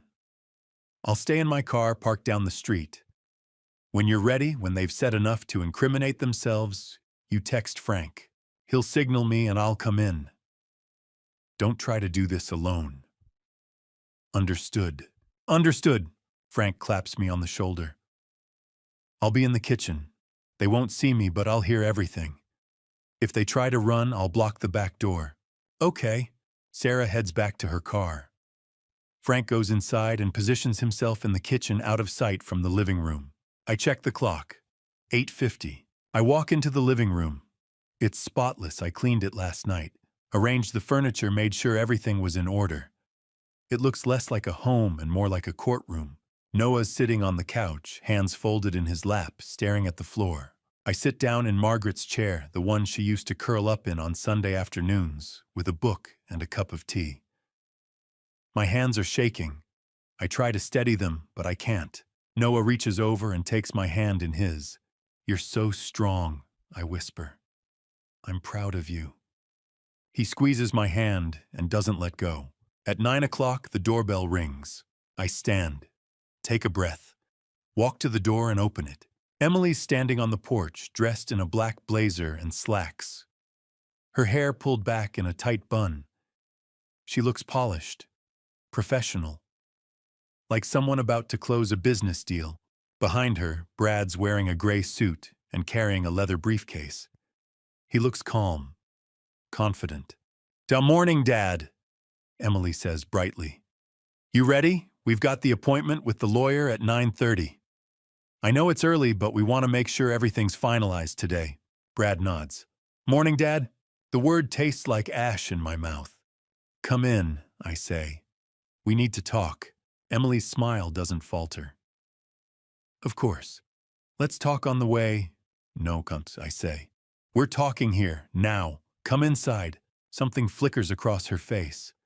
Confusion maybe, or the first edge of suspicion, but she steps through the door. Brad follows. I close the door behind them and lead them into the living room. They walk in, and Emily stops mid-step. Noah's sitting on the couch. "Noah." Emily's voice sharpens. "What are you doing here? Why aren't you at school?" Noah doesn't answer. He just looks at her, his face blank, his hands still folded in his lap. Emily turns to me, and for the first time I see her mask slip. Just a little. Just enough. "Dad, what's going on?" I close the door to the living room. Lock it. Then I turn to face her, and when I speak, my voice is different. Steady, clear, no hesitation, no confusion. Sit down, I say. Both of you. We have a lot to talk about. Brad glances at Emily. Emily stares at me, and for the first time in 8 months, I see a flicker of worry in her eyes. She's starting to realize something's wrong.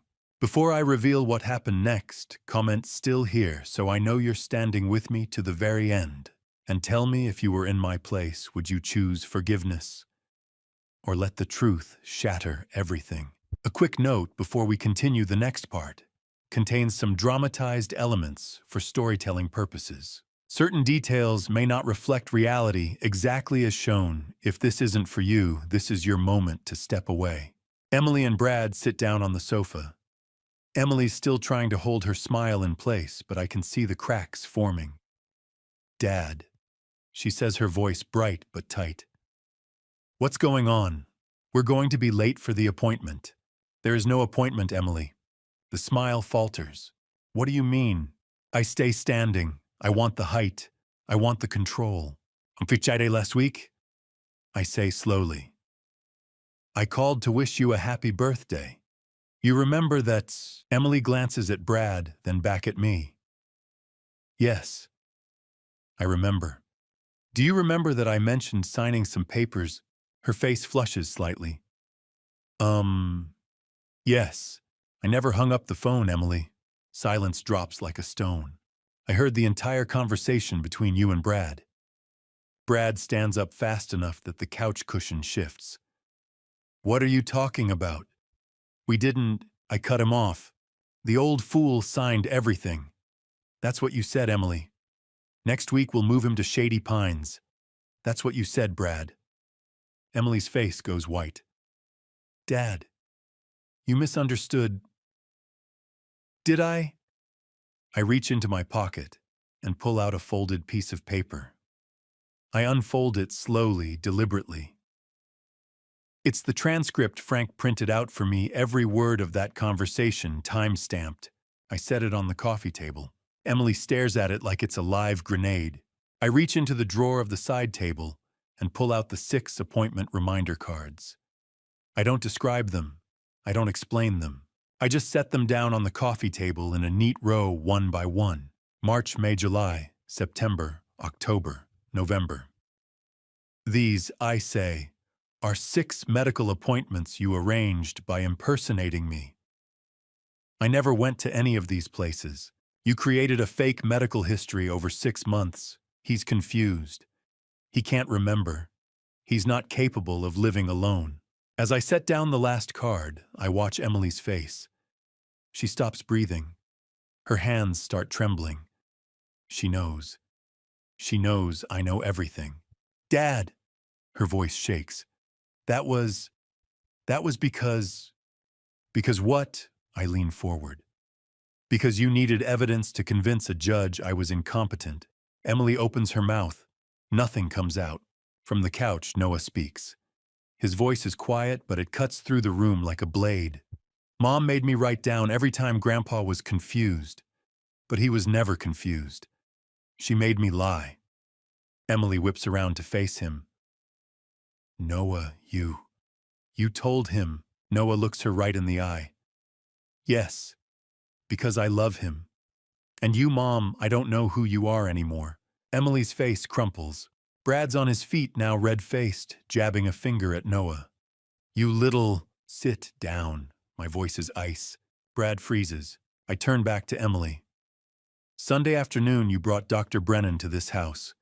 You paid her $2,500 to write a fake evaluation. I have proof. Video and audio. Frank steps out of the kitchen holding a tablet. He taps the screen, then turns it toward Emily and Brad. The video plays, clear as daylight. Emily on the front porch, handing Dr. Brennan an envelope. The rustle of paper. Dr. Brennan's voice smooth and transactional. Okay, I'll have the report written by this afternoon. Brad explodes. You set us up, I say calmly. I did. I let that hang in the air for a moment. Then I continue. Now about this house. I gesture around the living room. The house you were planning to sell to pay off Brad's $847,000 in debt. I have bad news for you. Emily's eyes widen. I transferred ownership of this house into an irrevocable trust. The beneficiary is Noah. This house doesn't belong to me anymore. It belongs to your son, and you can't touch it. Emily's whole body sags. She looks like someone just pulled the ground out from under her. Dad? Her voice is barely a whisper. What did you do? I protected what I built. I sit down in Margaret's chair across from them. I'm tired, so tired. But I'm not done. I built this house with my own hands, I say. Your mother picked out the paint colors for every room. I thought this house would be your inheritance. I thought it would be something you'd want to keep to pass down to Noah. But you didn't want a legacy. You just wanted cash. Emily's crying now. Real tears, not the fake ones from Sunday. You don't understand, she chokes out. We're drowning in debt. We had no other choice. You could have asked me for help. She stares at me. You could have come to me and said, Dad, we're in trouble. We need help. I would have helped you, Emily. I would have figured something out. But you didn't ask. You decided it was easier to bury me alive and take what you wanted. Her face twists. I'm sorry. I'm so sorry. Do you remember your mother's wedding ring? Emily blinks, thrown by the sudden shift. The one you borrowed last year. I continue to get it appraised for insurance. Her mouth opens, closes. I found the receipt, Emily. You sold it. $3,200. She doesn't deny it. She just sits there, tears streaming down her face. Ooh, that ring, I say quietly, is the one I gave your mother 40 years ago. I saved for 6 months to buy it. She wore it every single day until the day she died, and you sold it like it was a piece of junk at a yard sale. Emily covers her face with her hands. Brad suddenly stands. That's it. We're leaving. You can't prove anything, old man. I look up at him. My voice is cold, flat. Sit down. I don't have to listen to you. Detective Patterson. I call out, please come in. The front door swings open. Detective Sarah Patterson steps into the living room, wearing her full uniform badge glinting on her chest. Behind her are 2 other officers in uniform. Brad's face goes gray. Sarah looks at Emily and Brad with the calm, professional expression of someone who's done this 1,000 times. The Emily Coleman Whitaker, she says.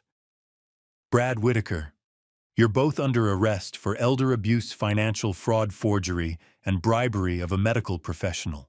She steps forward, pulling a pair of handcuffs from her belt. You have the right to remain silent. Anything you say can and will be used against you in a court of law. You have the right to an attorney. If you cannot afford an attorney, one will be provided for you. Emily doesn't move. She just stares at the handcuffs like she can't believe they're real. Brad tries one last time.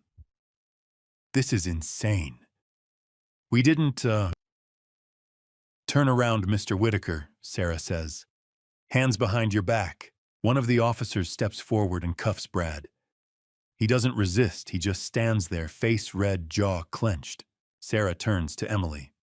Mrs. Coleman Whitaker. Emily finally looks up. Her mascara is smeared. Her hair's fallen out of the bun. She looks small, broken. Stand up, please, Sarah says gently. Emily stands on shaking legs. Sarah cuffs her wrists behind her back. I watch it all happen. I don't feel victorious. I don't feel relieved. I just feel tired. Noah's sitting beside me, gripping my hand so hard his knuckles are white. It's okay, I whisper to him. It's over now. Sarah nods to the other officers, and they start leading Emily and Brad toward the door. Emily turns back one last time, looking at me over her shoulder. Dad, she says, her voice breaking. I really am sorry. I don't answer. The door closes behind them. And just like that, it's over. Brad starts yelling before the cuffs even close around his wrists. This is a setup, he shouts, twisting violently toward Detective Sarah Patterson. That old man manipulated everything he recorded us. This whole thing is a trap. Sarah doesn't flinch. She doesn't need to raise her voice. Her tone is level, almost clinical. "Mr. Whitaker," she says calmly, "all evidence collected in this case was obtained legally and documented properly. You have the right to remain silent. I strongly advise you to exercise that right." Brad's face burns crimson. His jaw works furiously, as if he's chewing on rage. For a second, I think he'll keep screaming. But something in Sarah's steady gaze makes him swallow his next words. He shuts his mouth. I turn to Emily. She isn't shouting. She isn't resisting. She's sitting on the couch in the living room I built with my own hands. Her posture perfectly upright, hands folded loosely in her lap. Tears stream down her cheeks, but she makes no attempt to wipe them away. She just looks at me like she's waiting for something to change. "Dad," she whispers, "you're really doing this." I meet her eyes. I don't look away. "No, Emily," I say quietly. "You did this." Officer Ramirez, mid-30s, steady hands. Nameplate polished, steps forward and takes Brad by the arm. He turns him around, pulling his wrists behind his back. The metallic snap of the handcuffs locking echoes through the room. Brad jerks instinctively, testing the restraints. "I'll sue. You hear me? I'll sue every one of you. I'll..." Frank's voice cuts in from near the kitchen doorway. It's colder than I've ever heard it. "You won't do anything, Brad," he says flatly. "You're facing 7 to 10 years. And when you walk out of prison, if you ever do, this city will know exactly who you are." Brad opens his mouth, ready to fire back. Nothing comes out. He looks at Frank as if searching for a weakness. He doesn't find one. Sarah steps toward Emily. "Ms. Whitaker," she says gently but firmly, "please stand." Emily doesn't move right away. She looks small suddenly, fragile. Then slowly she rises to her feet. Her hands tremble visibly. Sarah removes another pair of handcuffs from her belt. The soft metallic click as she opens them seems unnaturally loud in the quiet house. She guides Emily's wrists behind her back. Click. The sound of the lock snapping shut slices through the air. Time feels suspended. My daughter, in handcuffs, in my living room. Emily turns her head toward Noah, who is still sitting beside me on the couch. "Noah," she says, her voice breaking. "Baby, I'm sorry. I did this for us. I was trying to fix everything. I was trying to give us a fresh start." Noah stands up slowly. He takes one deliberate step backward, putting space between himself and his mother. "No," he says quietly. His voice isn't loud, but it's steady. "You weren't fixing anything. You were stealing from Grandpa. You lied about him. You lied to me." Emily's face crumples inward. "Noah, please." "I'm staying here," he says, "with Grandpa." Her breath catches sharply. "You made your choice," he adds. The silence that follows is heavier than any shouting. Frank steps forward and hands Sarah a small USB drive. "Everything's on there," he says. "The porch video, the FaceTime recording, the forged medical files, financial documents, and 18 separate audio recordings from Noah." Sarah takes the drive, walks to the side table, and plugs it into her laptop. She scrolls through the files quickly but thoroughly. 2 full minutes pass. Then she looks up. "Mr. Coleman," she says, "this is one of the strongest elder exploitation cases I've ever reviewed." I nod once. There's no triumph in me, only fatigue. Ramirez begins guiding Brad toward the front door. Brad mutters under his breath about attorneys and appeals, and how this won't stick, but his volume has dropped. The fire has gone out of him. Sarah turns Emily toward the exit. Emily stops at the threshold. She looks back at me one final time. "Dad," she whispers, "can't you forgive me?" I don't answer immediately. I look at her not as the woman in handcuffs, but as the child who once asked me how bridges stand. The teenager who won science fairs. The bride who squeezed my arm before walking down the aisle. "You're asking me about forgiveness," I say quietly. Her lips tremble. "You forged my medical records," I continue. "You tried to declare me incompetent. You sold your mother's wedding ring. You used your own son to build a case against me." Tears spill freely down her face. And now you ask me to forgive you. I'm your daughter, she whispers desperately. You used to be, I reply. Right now I don't recognize you. Something inside her seems to collapse. Sarah gently guides her forward. I follow them outside. Two police cruisers idle at the curb, engines humming softly in the cool November air. A thin layer of fog hangs low over the street. Neighbors stand quietly on their porches. Mrs. Gable from across the way. The Harpers, 2 houses down. No one speaks. They simply watch. Ramirez opens the rear door of the first cruiser and seats Brad inside. Brad continues talking, but the door shuts mid-sentence. Sarah opens the second vehicle. Emily steps inside without resistance. She doesn't look at me again. She stares straight ahead, eyes unfocused. The doors close. Engines rev. The cars pull away slowly, disappearing into the gray haze. I remain standing on the porch long after the taillights vanish. Sarah approaches me before leaving. We'll also be arresting Dr. Brennan later today, she says. She'll face charges, and her license will be suspended. I nod. Good. You'll hear from our office about next steps. She gets into her car and drives off. I walk back inside. The house feels cavernous now. Too quiet. Too empty. Noah is still on the couch, head in his hands. His shoulders shake with quiet sobs he's trying to suppress. I sit beside him and wrap my arm around his shoulders. He leans into me without hesitation. We sit like that for a long time. The wall clock ticks steadily. A car passes outside. Somewhere down the block, a dog barks. Life continues. Frank stands near the window looking out at the empty street. You did what you had to, he says quietly. But from here on out, nothing's going to feel the same. I know, I reply. What do you need right now? Time, I say. He nods. He picks up his jacket, walks over, squeezes my shoulder, once firm and wordless, and leaves. Noah and I remain seated. At 11 o'clock, my phone vibrates. Unknown number. Mr. Coleman, this is the law office of Davidson and Pierce. We have been retained to represent Emily Whitaker. Do not contact our client directly. All communication must go through our office. I read it twice, then I delete it. Noah looks up, eyes red and swollen. Who was that? Her attorney. He swallows.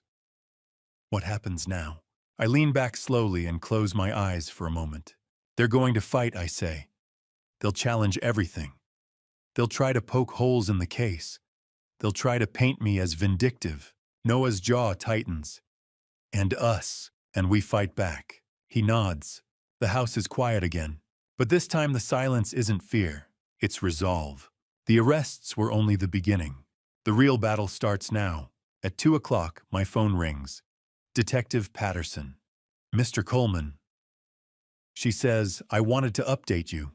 Emily's being interrogated right now. She's admitted to some of the charges, but she's blaming most of it on Brad. Says he forced her into it. I close my eyes. She's lying. This was her plan. I heard her voice on that FaceTime call. She designed the whole thing. We know, Sarah says. We have the evidence. But I wanted you to be aware she's still trying to deny responsibility. There's a pause. Then she continues. Brad, on the other hand, confessed to everything. The $847,000 in debt. Convincing Emily to sell your house. Bribing Dr. Brennan. He's already asking for a plea deal, hoping for 5 years instead of 10. And Emily, she's asking to see you. No, Sarah doesn't push. Understood. I'll let you know if anything changes.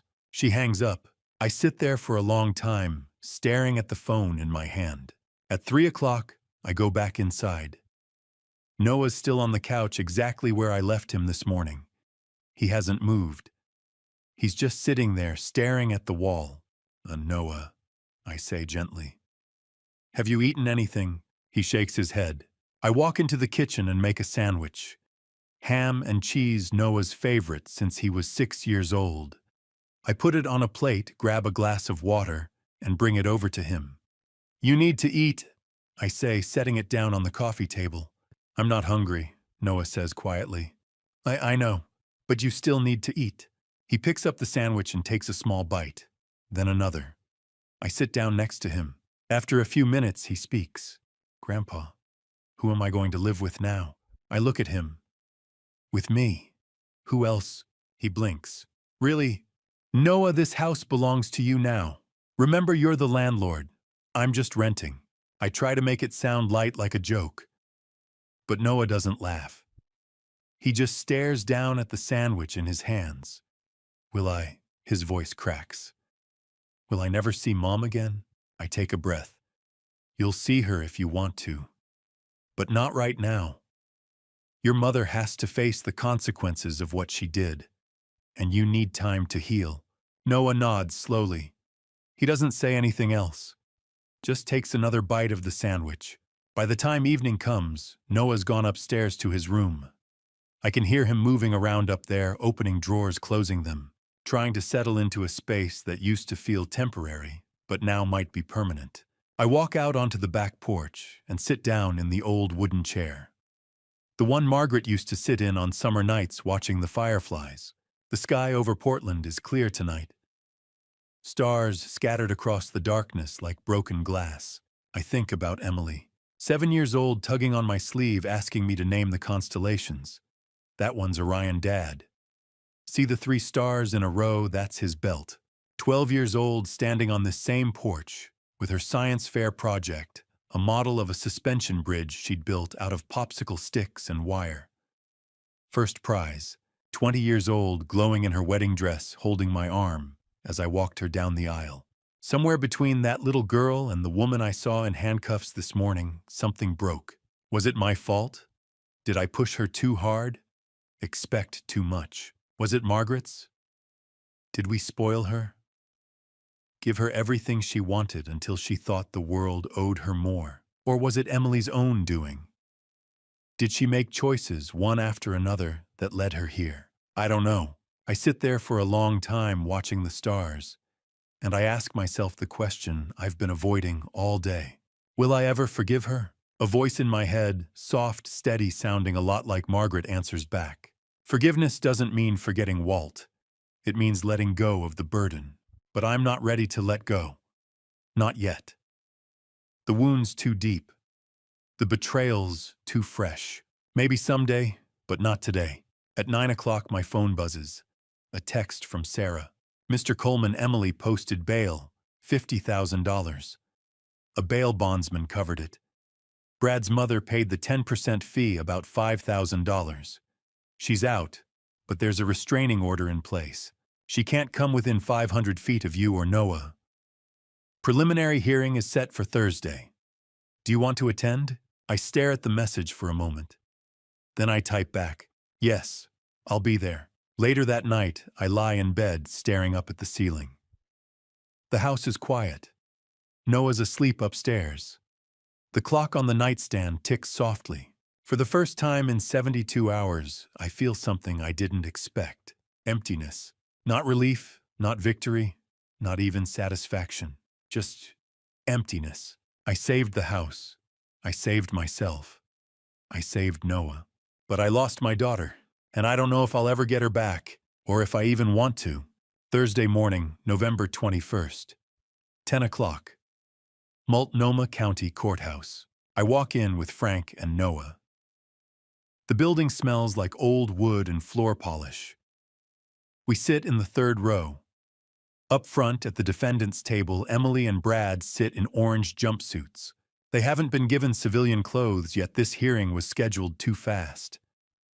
Emily's hair is pulled back in a messy ponytail. No makeup. She looks 10 years older than she did on Monday. Judge Carol Whitfield enters. She's maybe 58, gray hair, cut short expression that says she's seen every excuse in the book. Everyone stands. She sits. We sit. The court will now hear the preliminary charges. She says, her voice flat and formal. She reads from a sheet of paper. Emily Coleman Whitaker. 6 counts of medical identity theft. 3 counts of forgery. 2 counts of elder financial abuse. 1 count of bribery of a medical professional. 1 count of criminal conspiracy.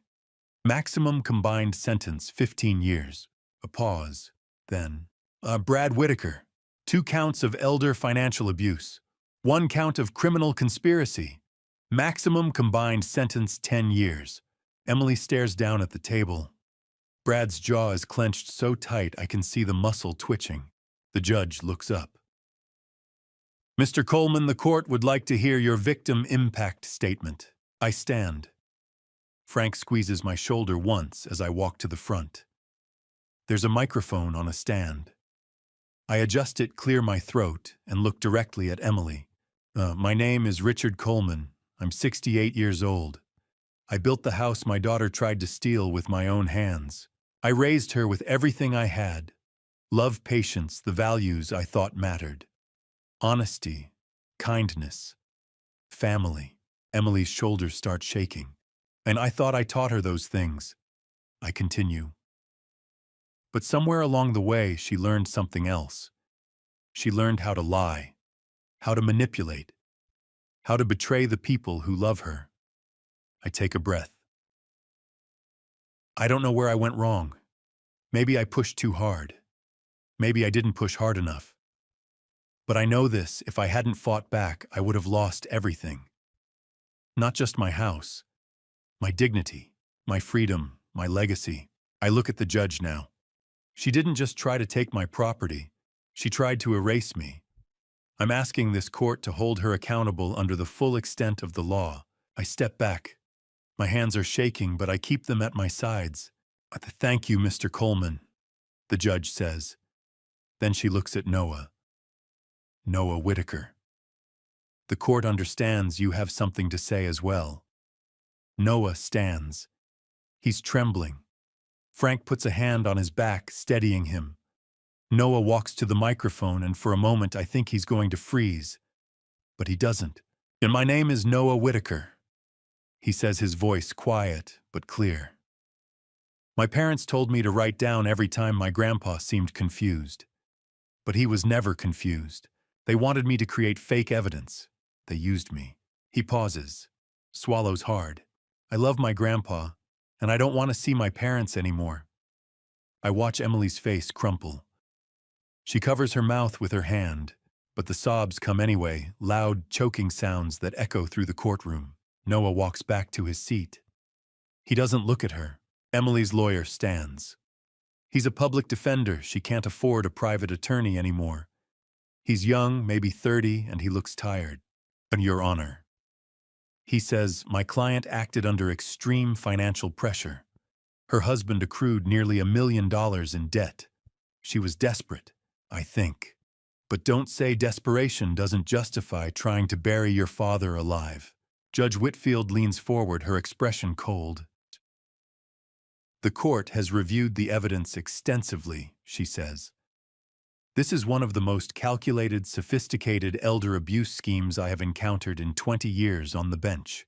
The defendants acted with premeditation and a complete disregard for the victim's well-being. She pauses. When Emily Coleman Whitaker and Brad Whitaker are hereby remanded to custody without bail until trial. The previous bail order is revoked. Trial is scheduled for 3 months from today. Emily shoots to her feet. No, Your Honor, please, I have a son. I need to take care of my son. The judge's gaze doesn't soften. You made a choice when you decided to deceive and exploit your father, Ms. Whitaker. Officers return the defendants to custody. 2 officers step forward. Emily's still talking, pleading, but the judge has already moved on. The officers guide Emily and Brad toward the side door. Emily turns back one last time, looking at Noah. Noah, she says, her voice breaking. Mom loves you. Noah turns his face away. She looks at me.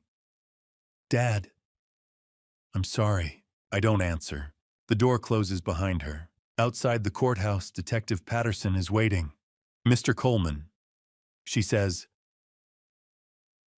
I wanted to let you know we arrested Dr. Brennan yesterday afternoon.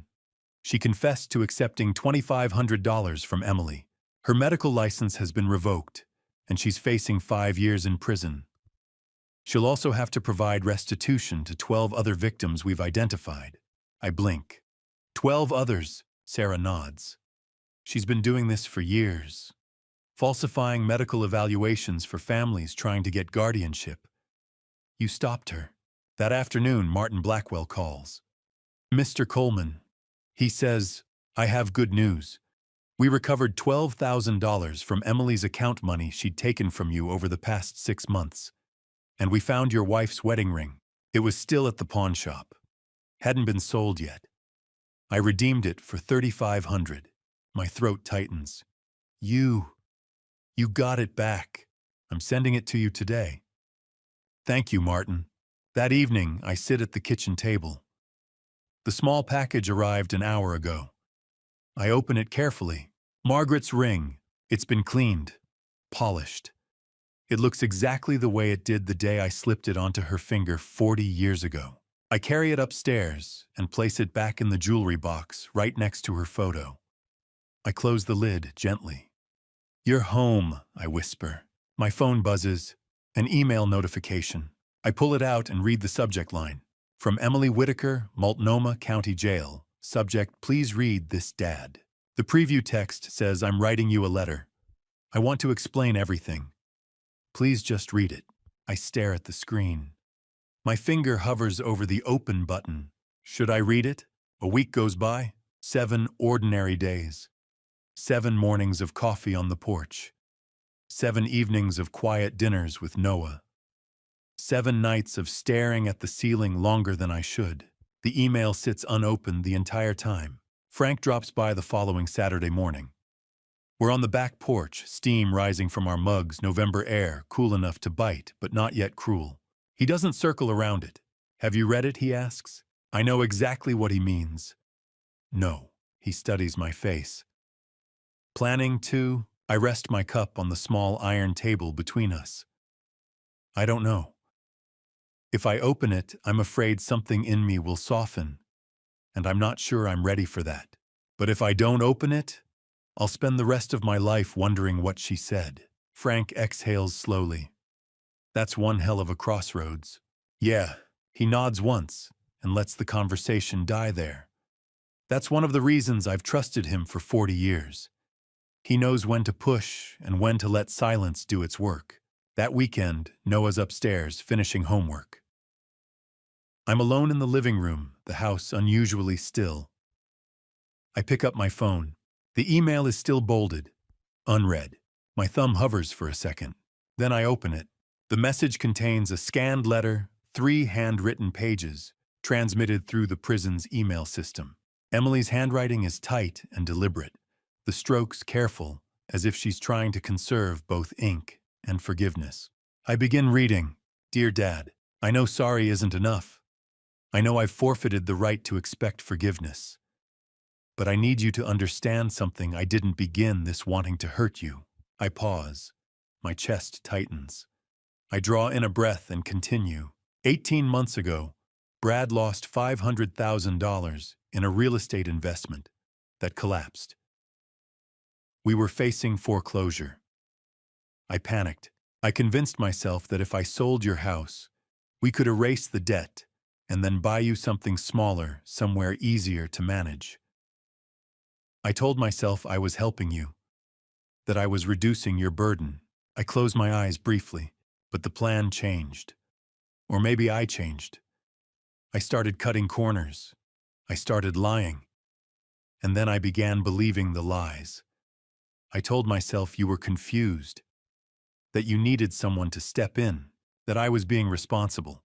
My jaw tightens. The ring. Selling Mom's ring was the worst thing I've ever done. I needed money fast. It felt like the only option. But I see her face every night when I close my eyes. I don't expect her forgiveness. I don't deserve it. I swallow hard and continue. I'm sorry for what I did to Noah. I turned my own son into a pawn. I twisted him into something he never should have had to be. I don't deserve to call myself his mother. Dad, I'm not asking for forgiveness now. I know that's unrealistic. But maybe one day, 5 years, 10 years from now, you'll be able to look at me and see more than the woman who betrayed you. Maybe you'll see the daughter who once loved you. I accept my sentence. I deserve it. But I love you. Even if you doubt that it's true. Love, Emily. I lower the phone slowly. The house is silent except for the faint hum of the refrigerator in the kitchen. Part of me burns with anger. She still couches it in reasoning panic foreclosure justification. I thought I was helping. That line alone makes my blood rise. Helping doesn't involve forged documents and fake diagnoses. Another part of me aches. No matter what she did, she is still the child I carried on my shoulders at the zoo. Still the girl who once asked how bridges stand without falling. And another part, quieter, heavier, is simply tired. 68 years old. I have built structures that lasted longer than some marriages. I do not have the energy to lug resentment forever. But forgiveness, not yet. I'm not there. I don't respond. I also don't delete the message. Instead, I print it. The pages slide from the printer warm and slightly curled. I fold them carefully, aligning the edges with more precision than necessary, and place them in the bottom drawer of Margaret's old desk, the same drawer where she once kept her diary and pressed flowers. Someday, maybe, but not today. That evening, Noah comes downstairs. "Grandpa," he says, softly lingering in the doorway. "Did you read Mom's letter?" "I did." He shifts his weight. "Do you want me to read it?" I think carefully before answering. "That's your choice, Noah. If you want to see it, I'll give it to you. But you don't owe anyone that, not yet." He's quiet for a long moment. "Maybe later," he says. "Maybe when I'm older." I nod. That sounds wise.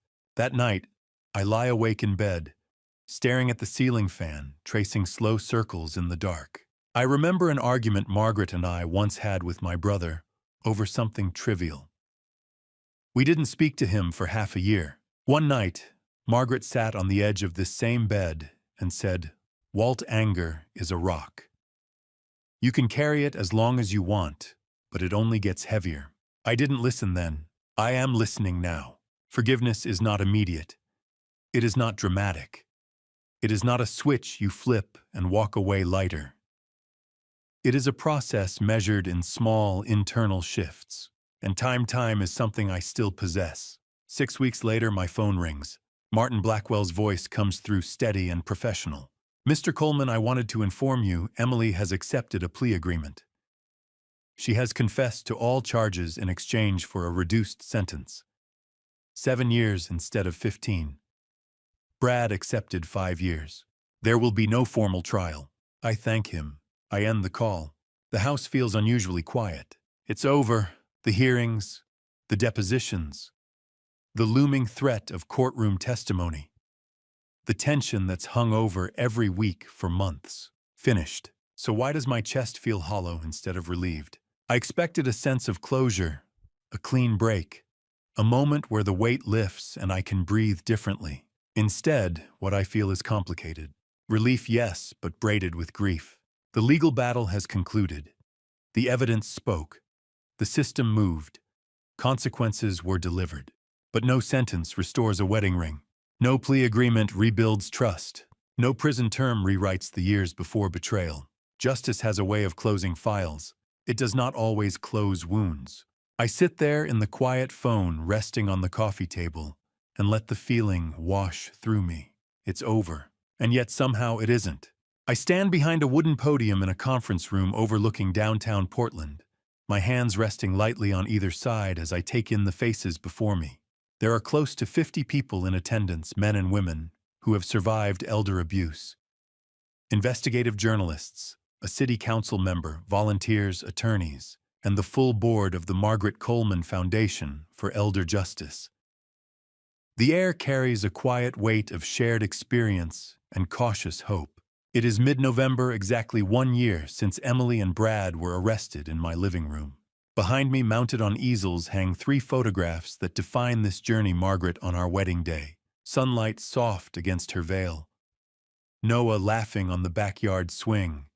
And Frank and me seated at my dining table, documents spread out between us like the blueprint of a different kind of structure. I clear my throat and begin. A year ago, I say slowly, the people I trusted most were preparing to take my home, my finances, and my freedom. I believed betrayal of that magnitude was rare. I was wrong. Thousands of older Americans face similar schemes every year, quietly, invisibly often, from within their own families.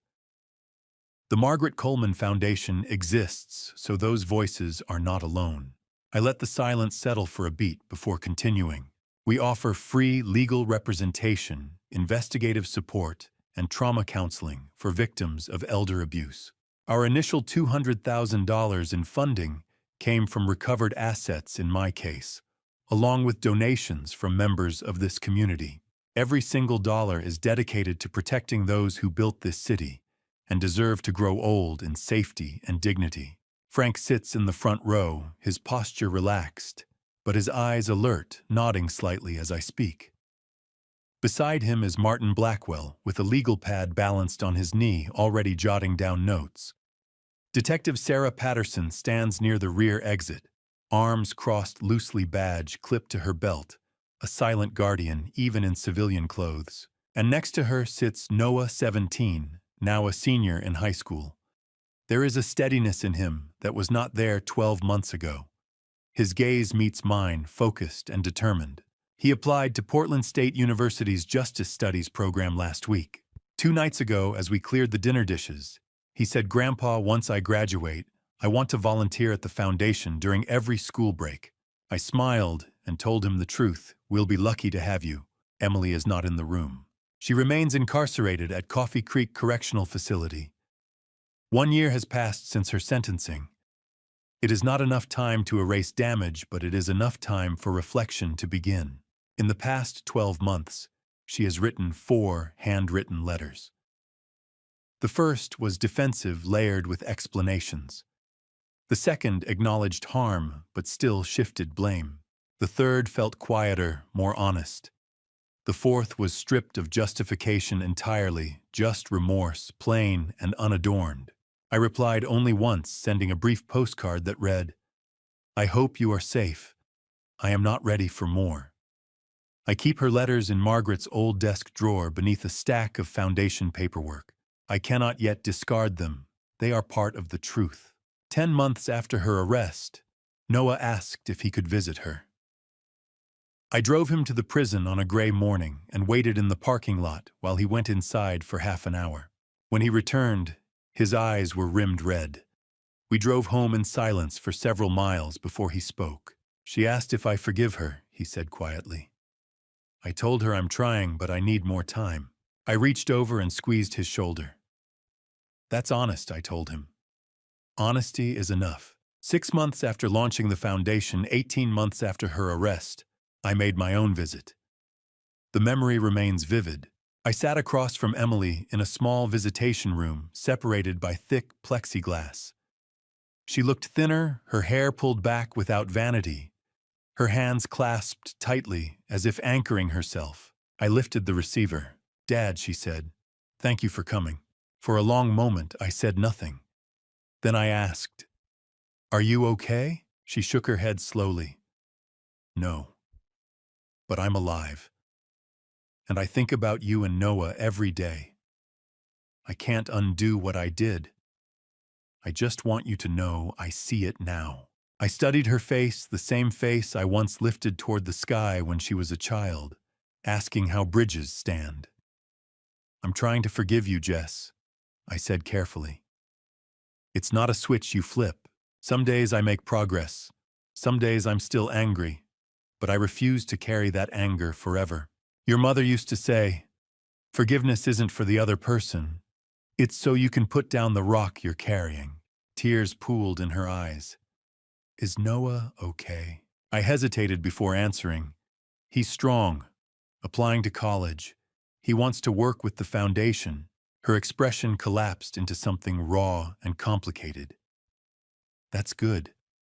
Tell him I'm proud of him." "I will," I said. We spoke for 10 more minutes about small things, about books she was reading, about the weather. Nothing grand, nothing absolving. When the guard signaled the end of our time, I stood and placed my palm against the glass. She mirrored the gesture. The separation was tangible, but something in me felt slightly lighter as I walked away. Not healed, but moving. Later, back in my home office, I found myself staring at a framed photograph taken in 2015. Margaret stood in our backyard holding a watering can, sunlight threading through her hair. I touched the edge of the frame and whispered, "We did it, Maggie. We built something that matters." Over the past 12 months, the foundation has assisted more than 20 families facing similar exploitation. 20 homes protected. 20 elderly men and women who now sleep without fear of being declared incompetent for someone else's gain. The number is small compared to the thousands who need help, but each case represents a complete victory, a preserved dignity, a reclaimed voice. I think about Frank, who still answers his phone no matter the hour. About Martin, who refused payment and continues to donate his time. About Sarah, who visits every Thursday to review case files with our volunteer team. About Noah, who spreads textbooks across my kitchen table and asks questions that stretch beyond law into ethics, questions about mercy, accountability, and restoration. At 69, I understand something I did not fully grasp. Before, family is not defined solely by blood.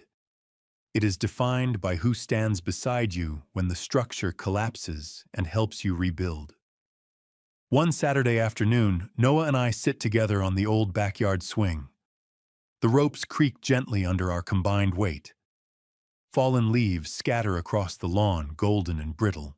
"Do you ever regret it?" he asks quietly, turning Mom in. I consider his question carefully. I regret that it reached that point. I answer at last.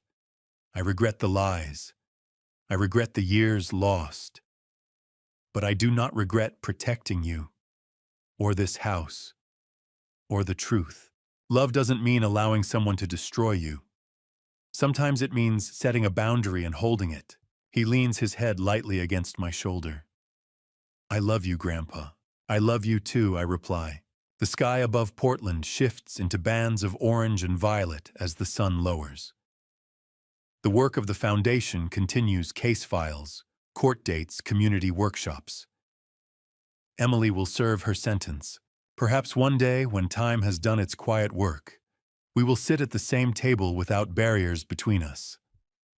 That possibility remains uncertain, but not impossible.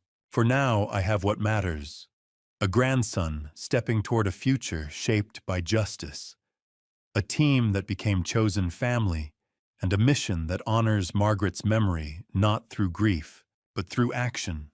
The foundation we built stands firm, and the foundation we are bound not by perfection, but by courage is stronger still. I did not tell this family story, so anyone would applaud an aging father for staging some theatrical act of revenge. I am not interested in applause. I am not interested in being seen as clever or ruthless or victorious. I am telling it because the cost of the lesson was almost everything I had built across 6 decades. I am telling it because I came within inches of losing my home, my freedom, and my sense of self, not to a stranger, but to someone who once held my hand to cross the street. If there is a single reason this family story exists, it is this: never surrender your judgment, not even when the person asking for it shares your blood. In this family story, I signed papers without reading them. That still stings to admit. I trusted a warm smile and the word "Dad" more than I trusted the discipline that had guided my entire professional life. I believed love was a shield strong enough to protect me from deception. I was wrong. Love is powerful, but it is not a substitute for vigilance. If you take nothing else from what I've shared, take this: read every document before you sign it. Ask questions. Slow the conversation down. Hire your own attorney even if someone insists it's unnecessary. Especially then. Protect your future even when the risk comes wrapped in familiar voices and shared memories. There is a dangerous myth that family loyalty requires blind trust. It doesn't. Loyalty without boundaries is not virtue, it is vulnerability. This family story proves that affection, history, and shared DNA do not erase the need for personal responsibility. Forgiveness has its place. Grace has its place. But neither demands that you stand motionless while someone dismantles your life brick by brick. When people talk about dramatic revenge in grandpa stories, they often imagine anger, retaliation, or spectacle. What I learned is something quieter and far more important. Sometimes what looks like revenge is simply survival. It is drawing a line. It is refusing to be erased. For a long time, I wrestled with the word revenge. I didn't want that label attached to me. But when I look back, what happened was not vengeance, it was protection. It was safeguarding my home, my grandson, and the truth. Many of the most meaningful grandpa stories are not about payback. They are about dignity. They are about older men and women who decide they are not finished yet, who decide they still have a voice worth defending. If my story fits into that category, then let it be known it was never about destroying anyone. It was about refusing to disappear quietly. After everything collapsed, after the court dates and the headlines and the long nights of doubt, I reached a simple conclusion. God did not remove the storm from my path. He did not rewind the clock or undo the betrayal. What he did was give me the strength to stand upright while the wind howled. He placed people in my life at exactly the moment I needed them.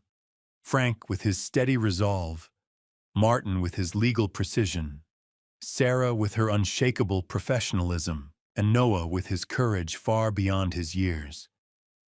That to me is the miracle hidden inside the wreckage.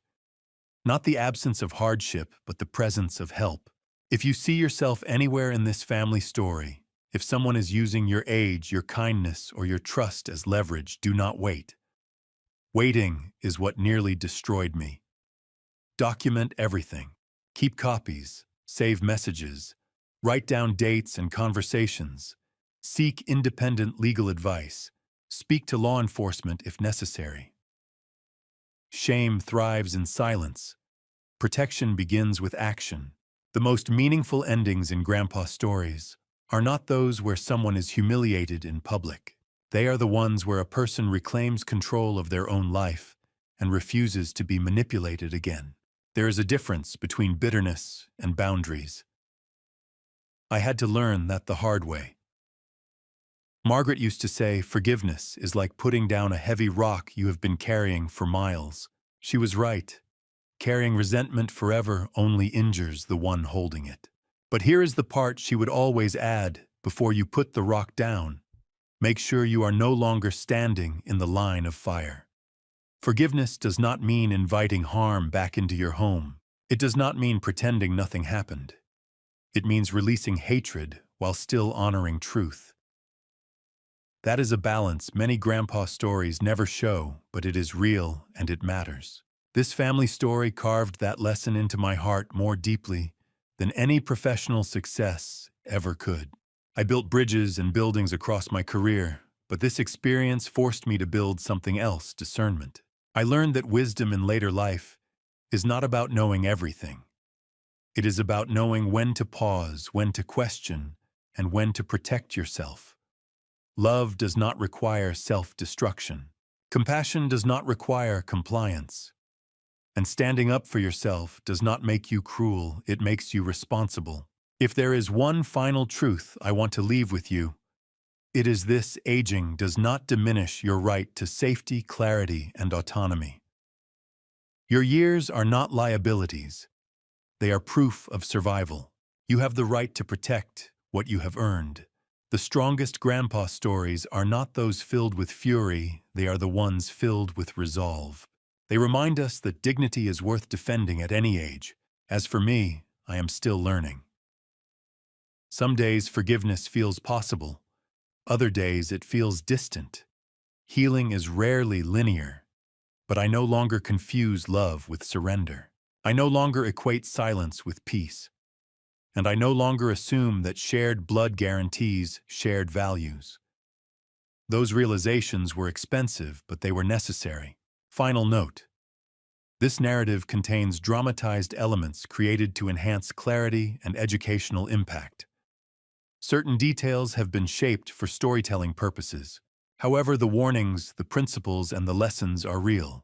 If this style of storytelling is not for you, that is perfectly fine. Seek content that better aligns with your needs. My only hope is that wherever you are, you remember this.